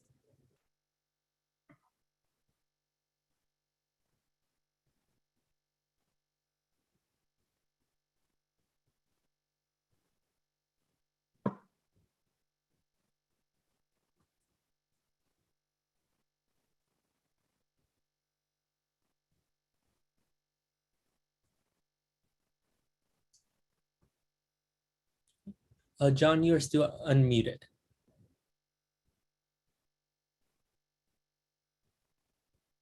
Hello, can you hear me? Yes. Okay, my name is John Mendoza. I live out here in North Pomona, pretty close to the Fairplex. And I just want to get some clarification, first of all, about the mayors and so forth that say they wanted to be, I didn't quite get what district they wanted to be included in or stay in. That's what was one of my first questions.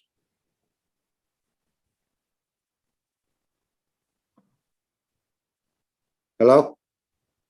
So this is Co-Chair Maida. So John, it's not a matter of which district they want to be in or represented by or whatever. Our task is to try to determine what people feel are the communities that they are most closely associated with, that they want to be part of going forward. And we take all that input, and then we will draw our own district boundaries based on the data that we get. Yes. Okay, I understand that. I just wanted to say, that there's some, I live here like in North Pomona, District 6. Out here, they call it Council District 6. I live close to the Pomona Fairgrounds, North Pomona. North Pomona is different than a little bit than parts of the southern section, and where there's a lot of like disadvantaged community areas right there in that particular area. And so my main concern is that environmentally issues that are affected at the Fairplex in Pomona, there's a lot of positive that are going on there. But then recently we had some negative. They're trying to move in a big Carvana thing into our neighborhood here, and it was approved by the Board of Supervisors, or they haven't said anything about it, and it's by the first district. And big trucks are going down our neighborhoods, you know. All of a sudden, they got something like 7,000 cars parked right there in the Fairplex parking lot. And we just can't seem to get a voice in the first district as to address some of those issues, you know. And I just don't know where to go to in terms of trying to get more voice for our community and this particular area of North Pomona and close area to the Fairplex and Ganesha Hills and so forth. And I support, you know, some of the mayors and so forth that share the issues of the environmental controls, you know, factors affecting them, the battery plant, you know, a lot of smog down there, a lot of pollution and so forth. And so I just wanted to say I really support their cause for that. But on our other side over here, we have an issue. A lot of our neighborhoods, we can't get accountability. So thank you very much. Thank you. So we currently have no new entries nor hands or anything in the Q&A. Co-chairs? Okay. Co-Chair Williams, should we close the public hearing? Yes, I think so. I was about to ask you that when I was on mute. Yeah, I think we're ready. Okay, the public hearing is now closed. We do have commission business to address, but I suggest perhaps that we've been going for over 2 hours. Maybe we take a 5-minute break and then come back and see if we can power through the commission business that we have. Okay. What say you? Good Yep. idea? Yep, definitely. Okay, 5 minutes, then be back here. Thank you.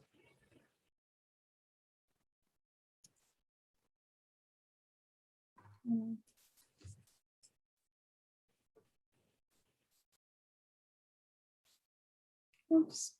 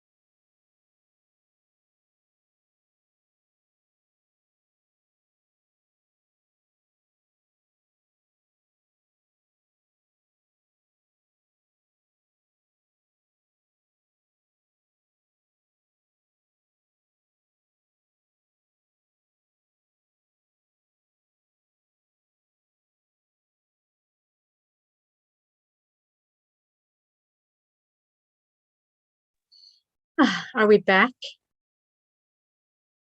Oh, oops. Almost. I think we can- Almost. The sooner we're back, the sooner we're done. No.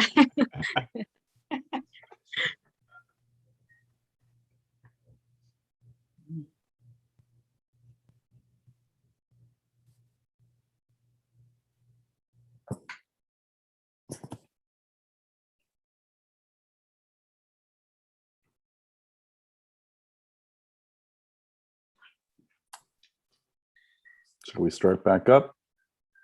That works. Yep.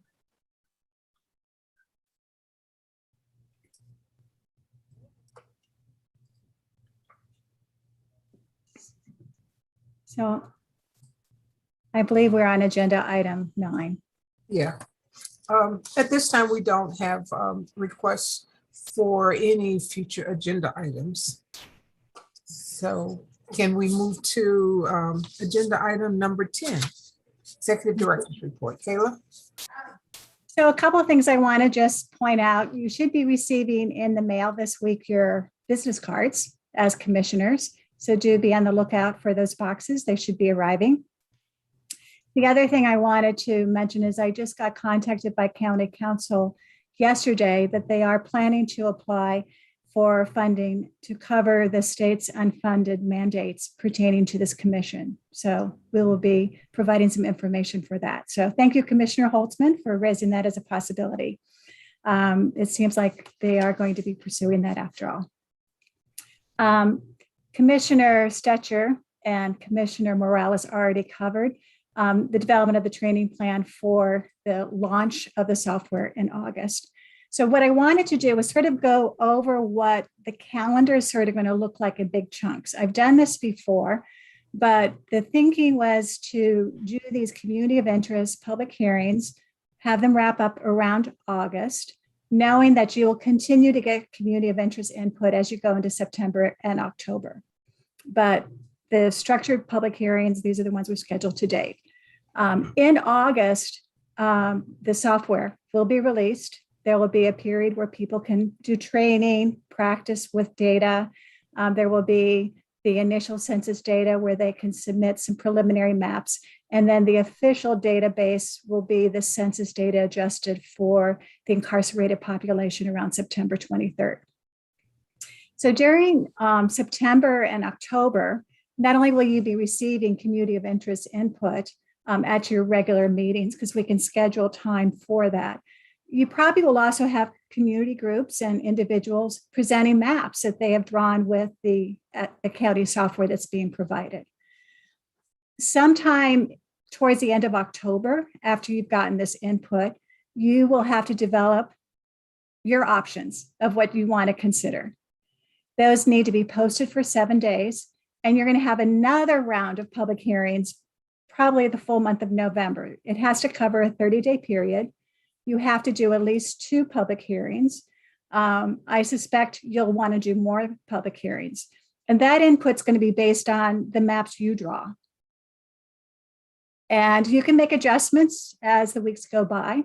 But by the end of November, first week in December, you probably will be pretty close to developing your final recommended map that then becomes your formal submission December 15th.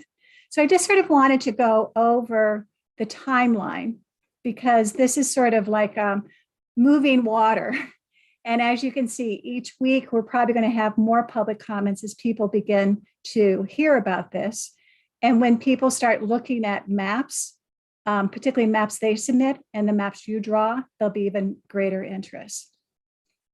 Now, I also wanted to go over some of the sites for upcoming hearings, because we're going to be shifting from these virtual formats to what's called a hybrid. And what a hybrid means is people can Zoom in, and at the same time, people can also attend in person. So August is our transitional month. And essentially what you're going to see is these are all the upcoming meetings. We will have should have been highlighted, July 20th, which will be Zone C, which is sort of the San Fernando Valley area. We will have July 28th, which is sort of this whole area down here. But we will have in August some hybrid meetings. And this will be a very different experience for all of us because this is sort of a new development. We have confirmed a couple of locations. Thanks to Commissioner Vento, his college, Antelope Valley College, is thrilled about hosting you all. Thanks to Commissioner Orpanela Segura, she has gotten us the El Monte Community Center. And I've been in touch with the West Los Angeles College, and we're still negotiating if that can be a site. And if you look here, you can see this is, when we begin to do the in-person hybrid, this will cover, so, whoops, I didn't mean to go on. That will sort of cover the north end of the county. The El Monte covers sort of the San Gabriel Valley, Whittier area. And then over here, West Los Angeles College sort of covers from Long Beach to the seaside communities and some of the areas in Subsoil District 2. Come September, we are going to move to Patriotic Hall, which is south of downtown. It's south of the 110 on Figueroa. And just to give you an idea of these facilities, let me go over here. This is Patriotic Hall. The co-chairs and a couple of the commissioners did a site visit. They're very excited to host this, to host you all in their facility. The room here on the right is probably the room we will use for the initial meetings while there are stronger attendances. We had to find spaces big enough where we could space the 14 of you across or in 2 rows where there'd be enough room to have distance. There's been a requirement for 6 feet spacing. We don't know if that's going to change, but again, we had to find the proper rooms. As your numbers increase, they have a 500-person auditorium, which you'll see here on the right. It is an historic landmark. If there's spillover from the auditorium, the large foyer area you'll see in the picture also has television where people could observe the meeting from a safe distance. The public would park at probably Trade Tech, which the county is currently negotiating.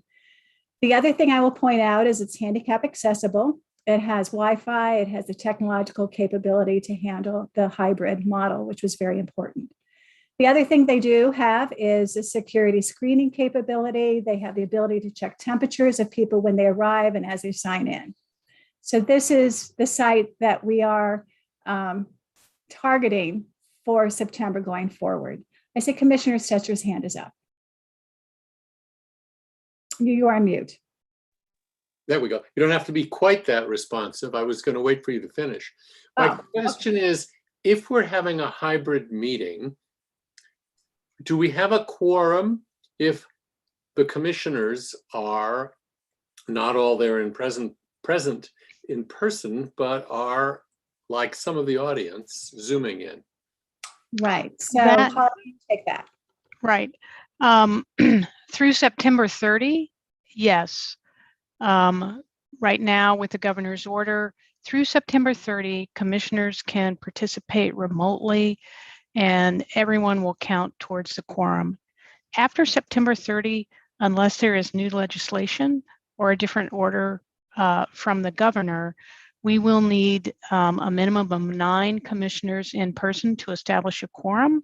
And also very different rules will apply to commissioners that may want to participate remotely. And those rules would require that we disclose the address of where the commissioner is participating remotely. And the commissioner will need, that is participating remotely at that address, will need to be in a publicly accessible place. So if someone wanted to appear there and make public comment or attend the meeting, they could. With those parameters, most people opt not to participate remotely, and they want to participate in person. But we do need to have 9. We will need, to have everybody present. So I see Commissioner Holtzman's hand up, and I've got more pictures to show. So go ahead. On the quorum thing, it's my understanding from experience that the members of the board, committee, body, whatever, who are participating at noticed remote locations count towards the quorum. Like in the South Coast Air Quality Management District, I've been in committee meeting where you have the chair of the board and one of his colleagues at the Lux Hotel in Brentwood. Anybody who wanted to go attend the meeting there could. And the district paid for them to rent the room. And they counted towards the quorum of this committee. It was like a 3 or 5 member committee. So Yes, let me clarify. The people that are present within the jurisdiction, whether actually they're remotely, count towards the quorum, but they do have to, we do have to disclose the address, and that location has to be open to the public, easily accessible. So no locked doors, no gated communities, no being on a boat in the harbor, for example. No being in home office. Unless your door, you can be in your home office, but you would need to make your home available and open to the public, and we would be disclosing your home address.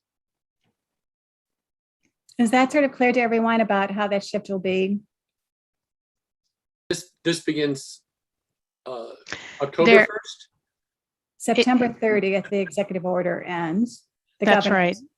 So it will begin October 1st. So for example, sometimes people do want to participate when they have a planned vacation and they're out of the jurisdiction.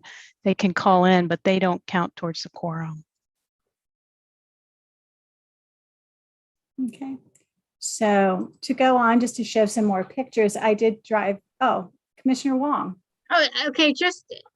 Thank you. I just want to make it clear. So if we want to be considered part of the quorum and we're not if we're not physically at the site, it's possible if we aren't needed to be part of the quorum at the site, then we can participate, like at home, and it doesn't have to be accessible, right?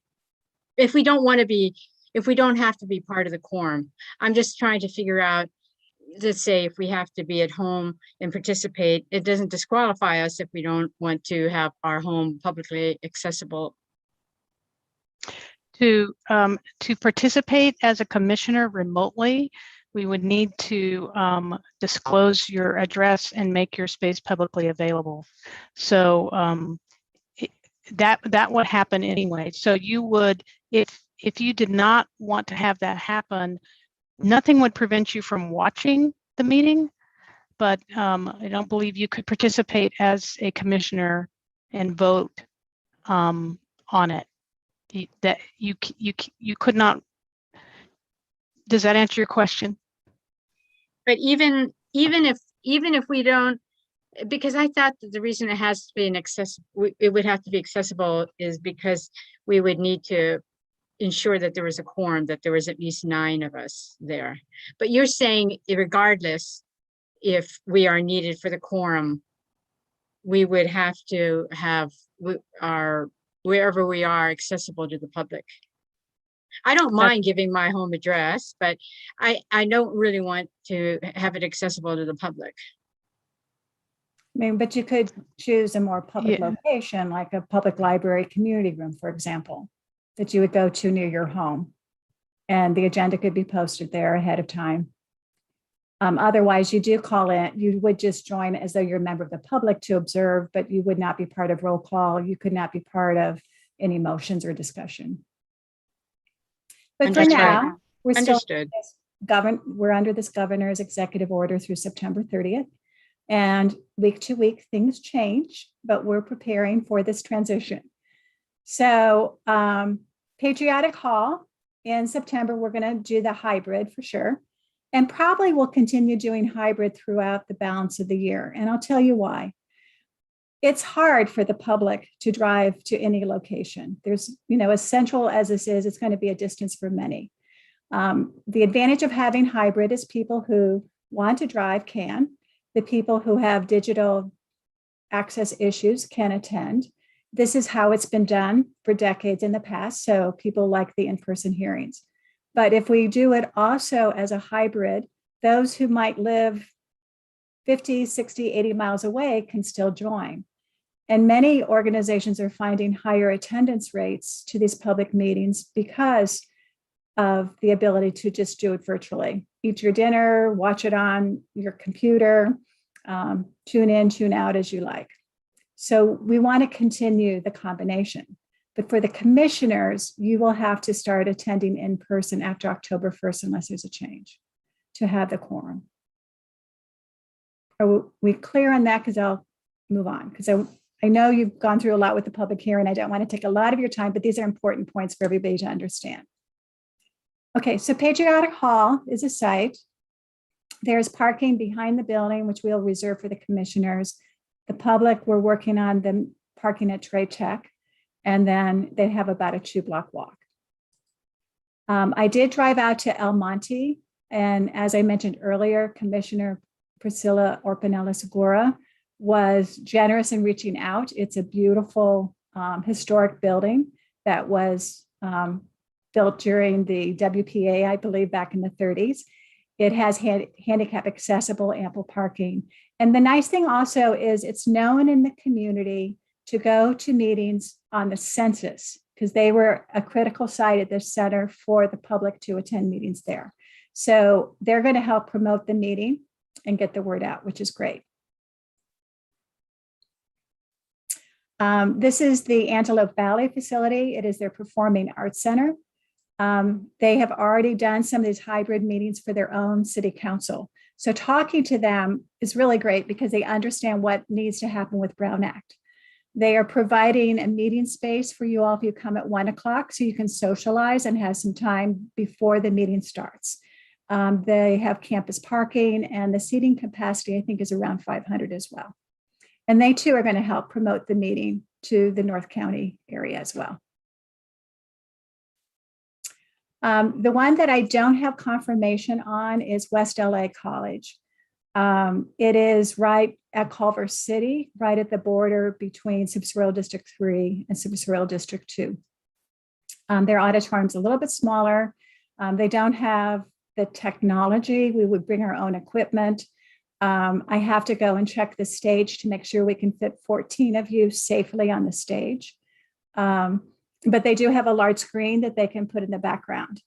One of the things we've talked about is, you know, if you as commissioners have a laptop or an iPad, even if you attend in person, it would be nice if you signed on to the webinar Zoom. That way, people who are remote can see your faces, as well as the people who are dialing in virtually on the commission. Commissioner Kenny. Question about the Brown Act and the socializing prior to these public meetings. Is there anything we need to be aware of so that we don't inadvertently run afoul of the Brown Act? So the space they're giving us is open to the public as well. It's another meeting room, like where the faculty, I think they have vending machines and stuff like that. Holly, is there an issue? Yeah. City Council does. Just the general guidelines that you don't talk about anything that is within the jurisdiction of the commission during that time. We could talk about how you weathered the pandemic, what are your vacation plans, family issue, just general talk like that, but nothing about policy or decisions that would be coming up in front of the commission. Thank you. We also know it's a drive, and so some people might arrive 15 minutes earlier or later, so that just gives us some buffer time too. Commissioner Holtzman. As a helpful suggestion, wanted to point out that Culver City, as a backup for Culver City City Hall has a terrific council chambers, and I have moderated events there, helped organize events there. They've got all the hookups you need. So, the events were not all official Culver City events, so they might accommodate us. Okay. Do you know people there that can help open the door? Because we may need a backup. I don't know yet. I'll get back to you on that. Okay. I, as a Culver City resident, I can reach out. So that's a possibility. We can chat offline. Okay. So do you sort of have an idea of this in August? The one that I did not emphasize is the one on August 7th, which will be in Spanish. So tonight was an important exercise because we were not told that we would need a translator tonight. We will take care of the presentation that individual gave in Spanish to make sure you have a transcription of that. Normally, the public is to let us know 24 hours in advance if a translator is needed. We will be doing a Spanish public hearing, which is a first. This has not been done before with these redistricting exercises. And I will be hiring translators to translate from the Spanish to English for those of you who do not speak or understand the Spanish. We are going to do that one all virtually still. And we'll be giving you instructions closer to that event. Let me also point out, we had a technological glitch tonight. You know, we all had trouble signing on, and then all of a sudden Ty's, computer, ended the meeting for everyone. We all had to sign on again. I know a couple commissioners couldn't find the link. They didn't get the reminder. So I don't know what was happening with Zoom. It should have been fine. But let me give you a couple of tips. One is if you don't have your personal link reminder sent to you, it is the same link for all of the regular meetings in the public hearing. So if you just go back to an email for the link for a prior meeting, that should get you in. Another little tidbit is you just join through the regular public link that's posted on the website, and then Ty can elevate you to panel status. Just let us know that you're there and we'll get you in one way or the other. But tonight we had not had this problem in, what has it been, about 7 months? So it was a learning experience for all of us. So do you all understand how that works? I made sure you all have the same link for every regular meeting and public hearing to date. Okay. Okay. So now the question comes, and it's sort of an interesting one, and it has to do with the statute of what's required. And I'm going to let Holly cover this slide. Right. So the statute required the pre-COVID version of the statute required that of the 7 hearings that you all conduct, the minimum 7 hearings that you conduct before you draw your map, there needs to be 1 in at least each of the 5 supervisorial districts. With COVID, we then moved to the remote meeting setting. The election code section that does apply to us does talk about in the event there is a public health order, and to the extent we are required to comply with it, we can have the virtual meetings. But it does encourage us to the greatest extent practicable to provide for opportunities for in-person participation. So the in-person participation, we're going to be having at least 3 of those hybrid meetings will be held in each of 3 supervisorial districts. And looking at the timeline that Gayla talked about in terms of the anticipated timeline of the commission beginning to draw its own maps in maybe early October or sometime in the October timeframe, maybe not early October, but in the October timeframe. That does leave time in September to schedule some in-person or hybrid meetings with the in-person component taking place in the other 2 supervisorial districts, so we can address that issue before any maps from the commission are released. So we're in this transition period that's also recognized by the governor, extending the period of time that people can attend remotely under the Brown Act without the special rules we just talked about. And so we're transitioning now to find, and you've heard Gayla talk about, the practicable places that we can conduct this while also being a bit mindful of some of the changes in the virus levels that are happening, at least in LA County, and the Delta variant rather. So if anybody had any questions, yes, Commissioner Kenny. My question is whether if we add 2 meetings later in the year, can we reschedule existing meetings so that we aren't increasing the number of meetings that we're having? I'll defer to Gayla on that one. Yeah, I'm just going to talk from an outreach perspective. As you saw tonight, you had more speakers, and I think to cancel any meetings at this stage would be a problem. So I think, what we're proposing for you to consider is if you want to do 2 more. I think there's an argument that the virtual works. You've done 1 or 2 for every supervisorial district. I have a couple more slides where I can sort of show how this would lay out. But the thinking would be if you wanted to do 2 more public hearings, we could make it part of a regular meeting at Patriotic Hall. So anybody can come and make comments and add. But we could also pick a different location that's physically in one of the other supervisorial districts. So you can say, yes, we step foot in all 5 of the supervisorial districts. Commissioner Holtzman. You're on mute.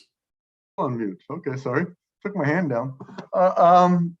Just want to point out that the law that's quoted there on the screen, in that law, the first 2 sentences don't apply now because there's no longer a state or local health order prohibiting large gatherings, or at least gatherings of our size. So I mean, you're right. We probably shouldn't cancel virtual meetings that we've already scheduled. But we should drop down to the second highlighted, the sentence with the second highlight in it, and start reading that paragraph of the law there, where it says the commission shall, to the greatest extent practicable, blah, blah, blah. So just want to point out that there's no state or local health order now, so the first 2 sentences there don't apply.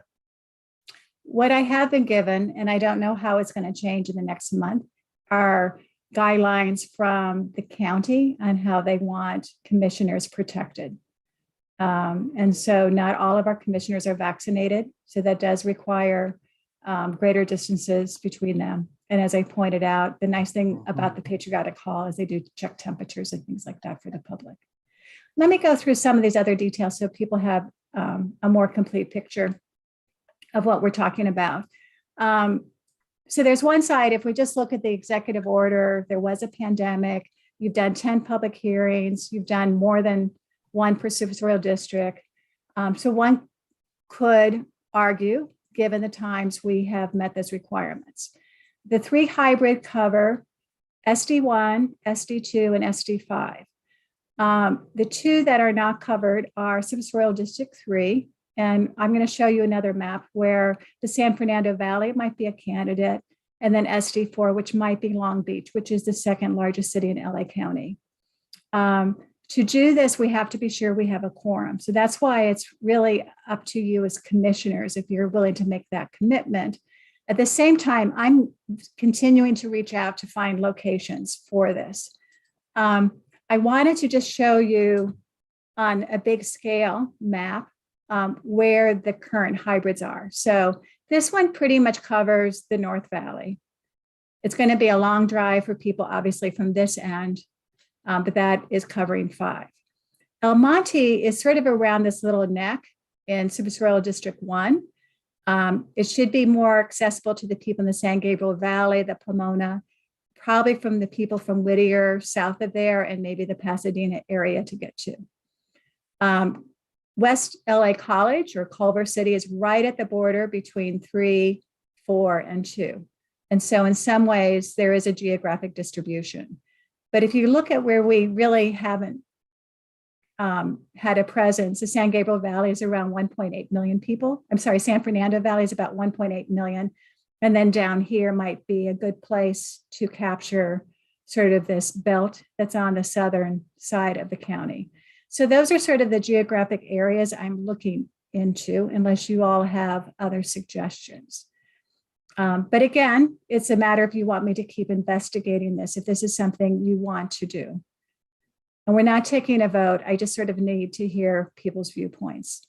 So I see Commissioner Kenny followed by Commissioner Stetcher. My question is that if for some reason we do not hold public hearings in person in each of the 5 districts, and a court decides that this was an error on the part of the commission, what is the result of that error? Is the work of the commission invalidated? Holly, do you have any idea? I doubt very seriously that the work of the commission would be invalidated at all. I think somebody would need to establish some very significant harm. I think the remedy really is that the court would order us to go out there and have an in-person meeting, and which we could do. But I think Gayla is, trying to explore ways where we can address this and not ever be in that position.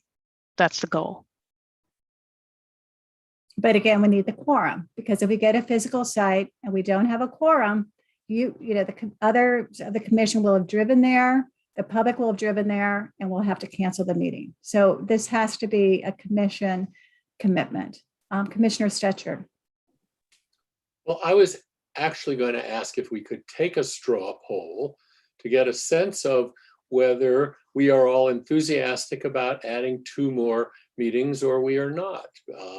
Without that, it's hard to decide what kind of direction to give you for going forward. I recommend against a straw poll. This is just the executive director's report, and you can give general directions. You can come back with an agendized item where you could take any action or no action at the next meeting.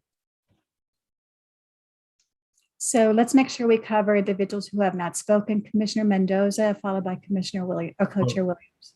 I too was going to say maybe we can take a poll, but that's been nixed. So I tend to think that I can only speak for myself, obviously, but most would be willing to participate so that we can have a quorum.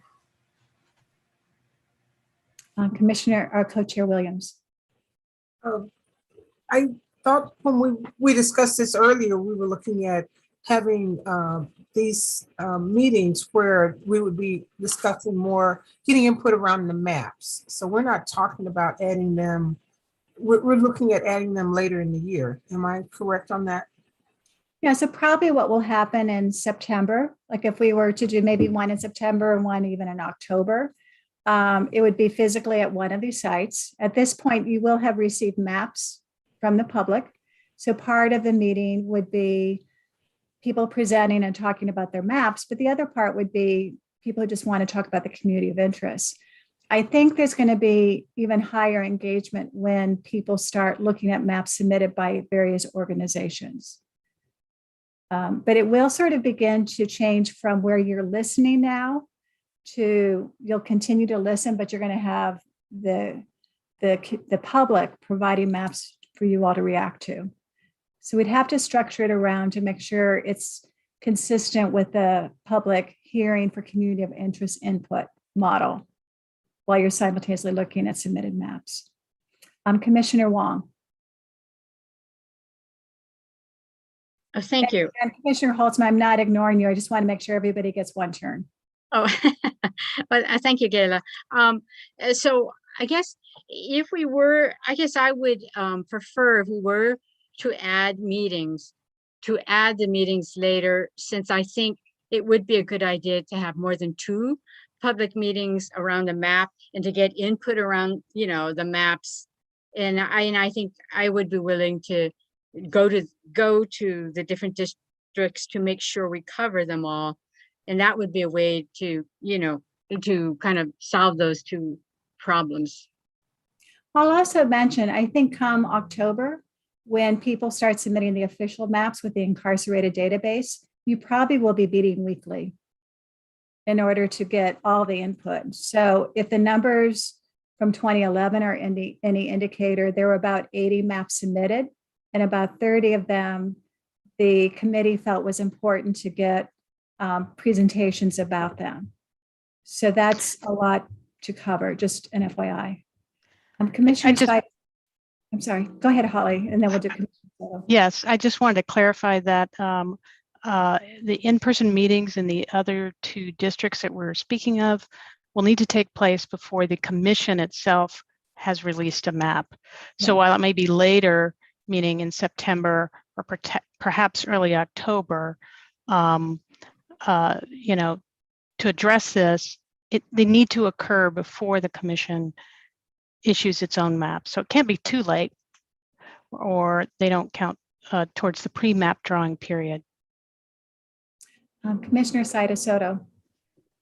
Thank you. I'm thinking about the two districts where we don't currently have in-person or hybrid participation opportunity, and specifically of large pockets in both that are not always connected. And I mean that, like, they don't have access to consistent Wi-Fi and so on.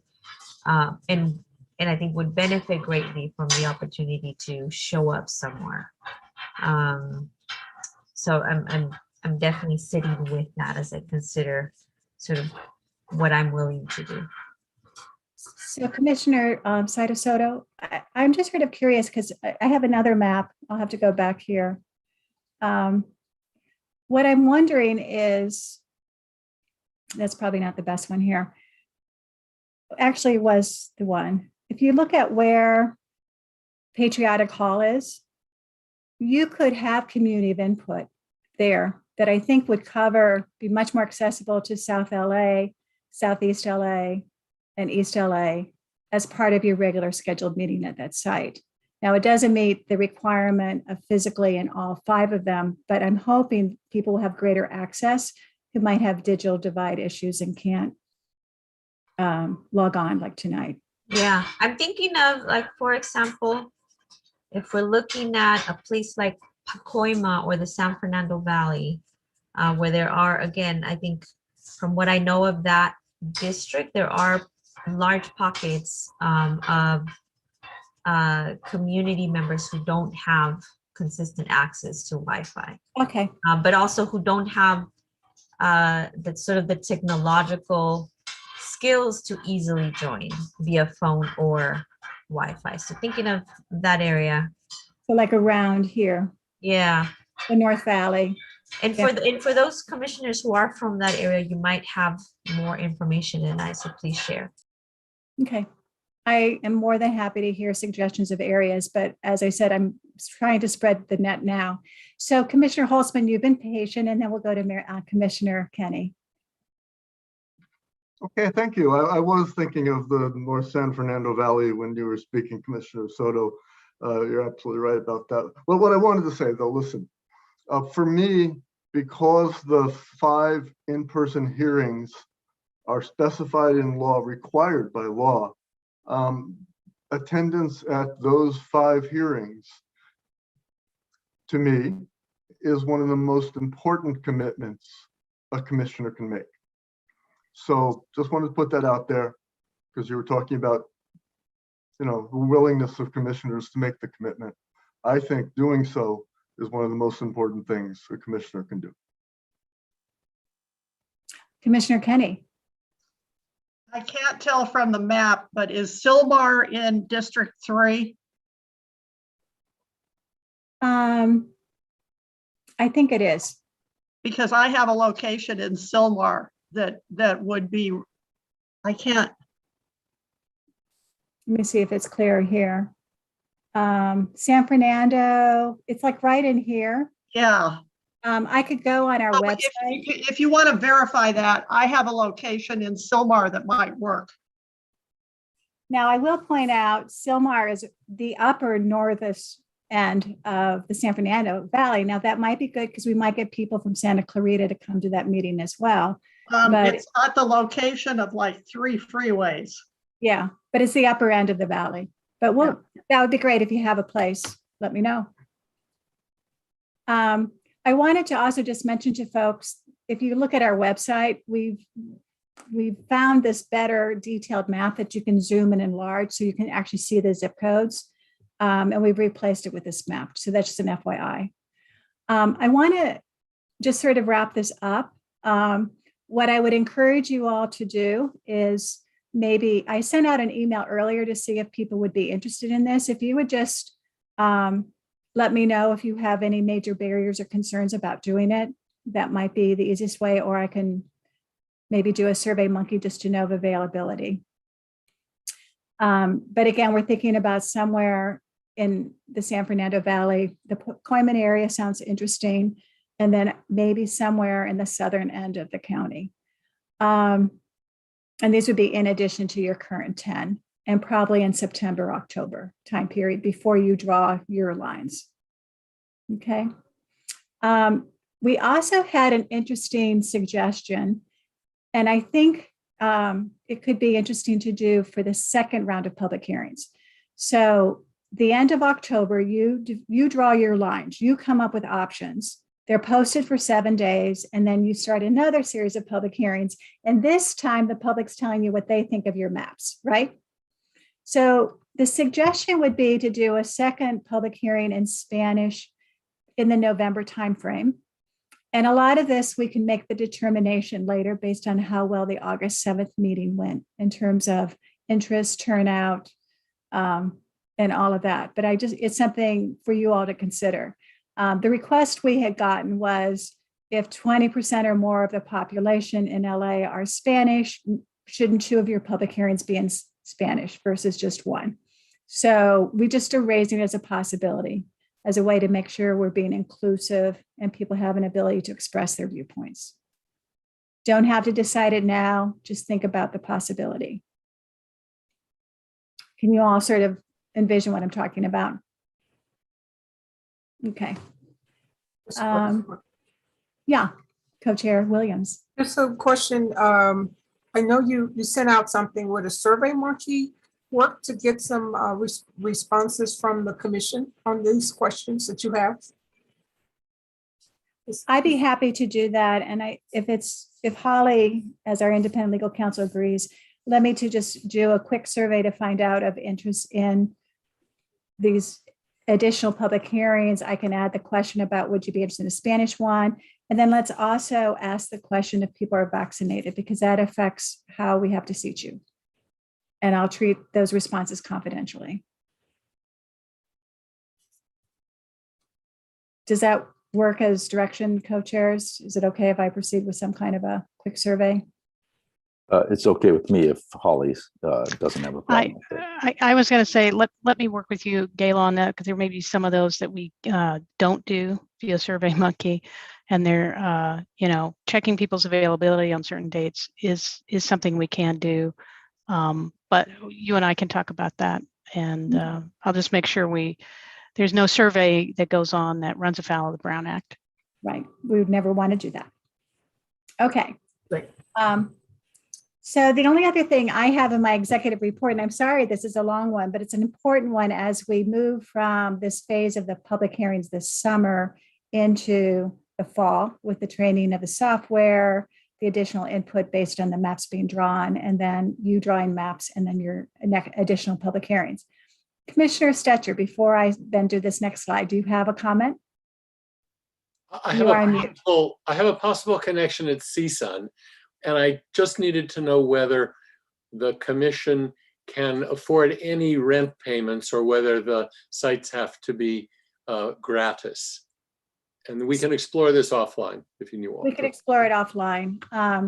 I've been negotiating them all gratis. They usually start out saying we need to charge, but both El Monte and Antelope Valley were incredibly gracious and just said they would do it. Okay. And I've been talking to the county if they can pick up some of these additional costs since they were not in the budget. So the other thing, Commissioner Holtzman, you have another question. Just a follow-on comment. Now that the county is pursuing the funds from the state, we could probably afford to pay some rent. I think the problem with the unfunded mandate is they're not sure if they're going to be able to justify it, and it may take a couple years for them to get the reimbursement. So just, I'm glad they're doing it, but it's still a negotiation process on all levels. Okay, so one of the things we are building is an Excel spreadsheet as a database where we can give you a summary when we finish these 10 public hearings. It will contain the date of the submission, a reference number for it so you can find it in a file we will be building, the name of the individual, what zip code, what zone, if they describe their area in a more generic way, how they described it, and what was the general theme that they presented, and then what were the different types of input. So we have, sometimes people only submit the COI form. Some people do the COI form and public comment. Some people do those two plus written letters. Some people you'll find come multiple times to your meetings. This will allow you to do sorts.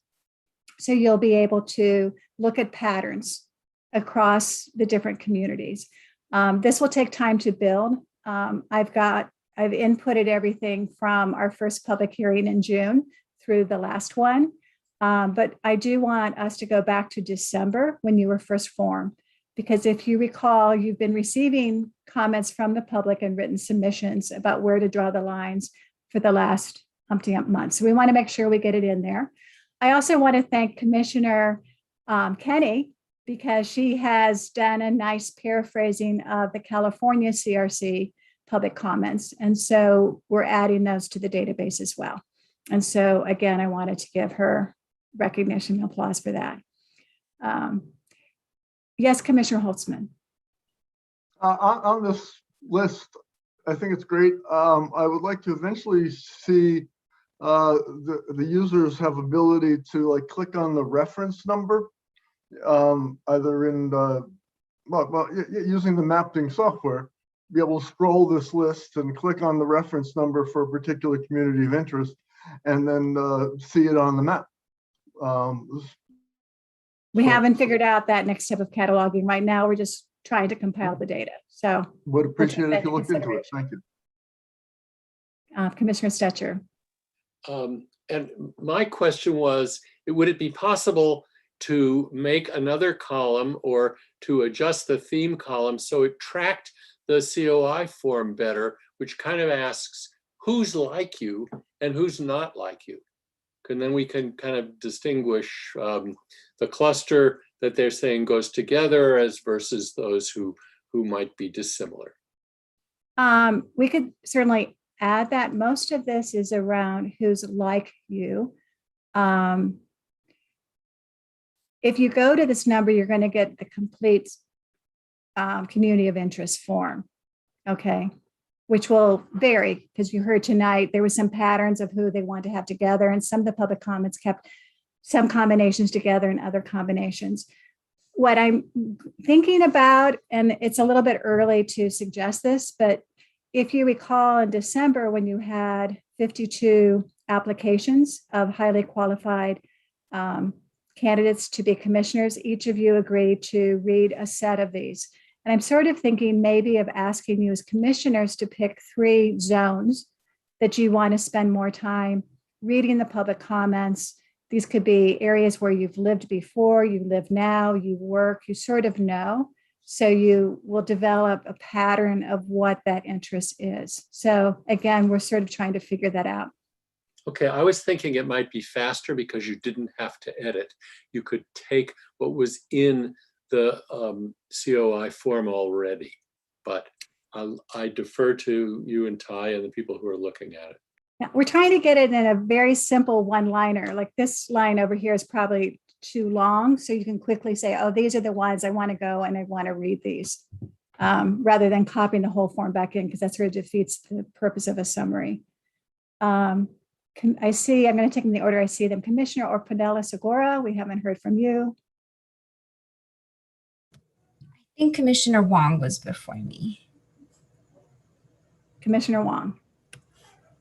Oh, right. But I think Commissioner Orpanela Segura, I think she wanted you to go first since you hadn't had a chance to talk. Okay, thank you. I wanted to see if it was possible, in addition to the zip code, adding the neighborhood or city that the zip code corresponds to. Just because I'm not too familiar with all the zip codes, and I think that might be helpful for everyone. Yeah, this column was beginning to get at that. So when we get down to the more detailed ones, it would be in that column. But we can certainly look at matching that as well. Okay, now Commissioner Wong. Thank you. Yes, I'm glad we're thinking about this now because we've already gotten a lot of public comments.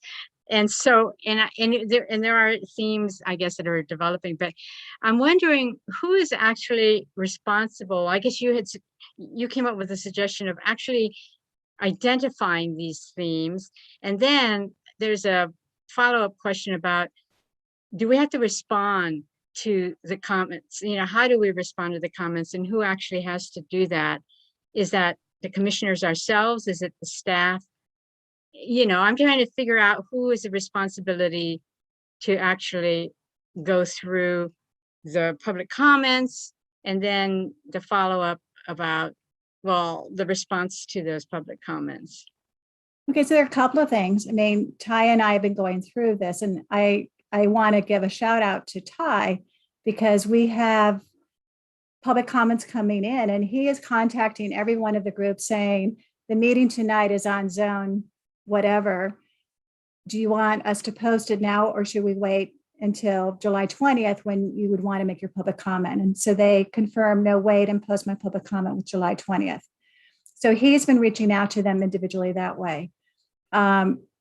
This little summary sheet is to help you see patterns, okay? There's not an expectation on the part of anyone's work that all these individuals will be contacted. The way they will know if they were heard is when they see what options you as commissioners draw. So for example, if you were to draw hypothetically an option where the Santa Clarita Valley was split, you probably would get a lot of comments against that based on what we heard from the Santa Clarita Valley in June, where they said, keep us together, just hypothetically. You know, so that's when you're going to get a reaction that you didn't hear us. We told you to keep us together. You split us up. So that second round of public hearings in November will be in reaction. You know, like today you heard Linwood. Linwood was split apart. They want Linwood included. If you do not make that adjustment, you probably will hear back as something that you didn't consider, and you need to have some thought behind why you didn't consider it, for example. Oh, I see. I thought we also had to kind of, it's not, it could be a response to specific recommendations, but also kind of a justification of how we draw the maps, which would be in response.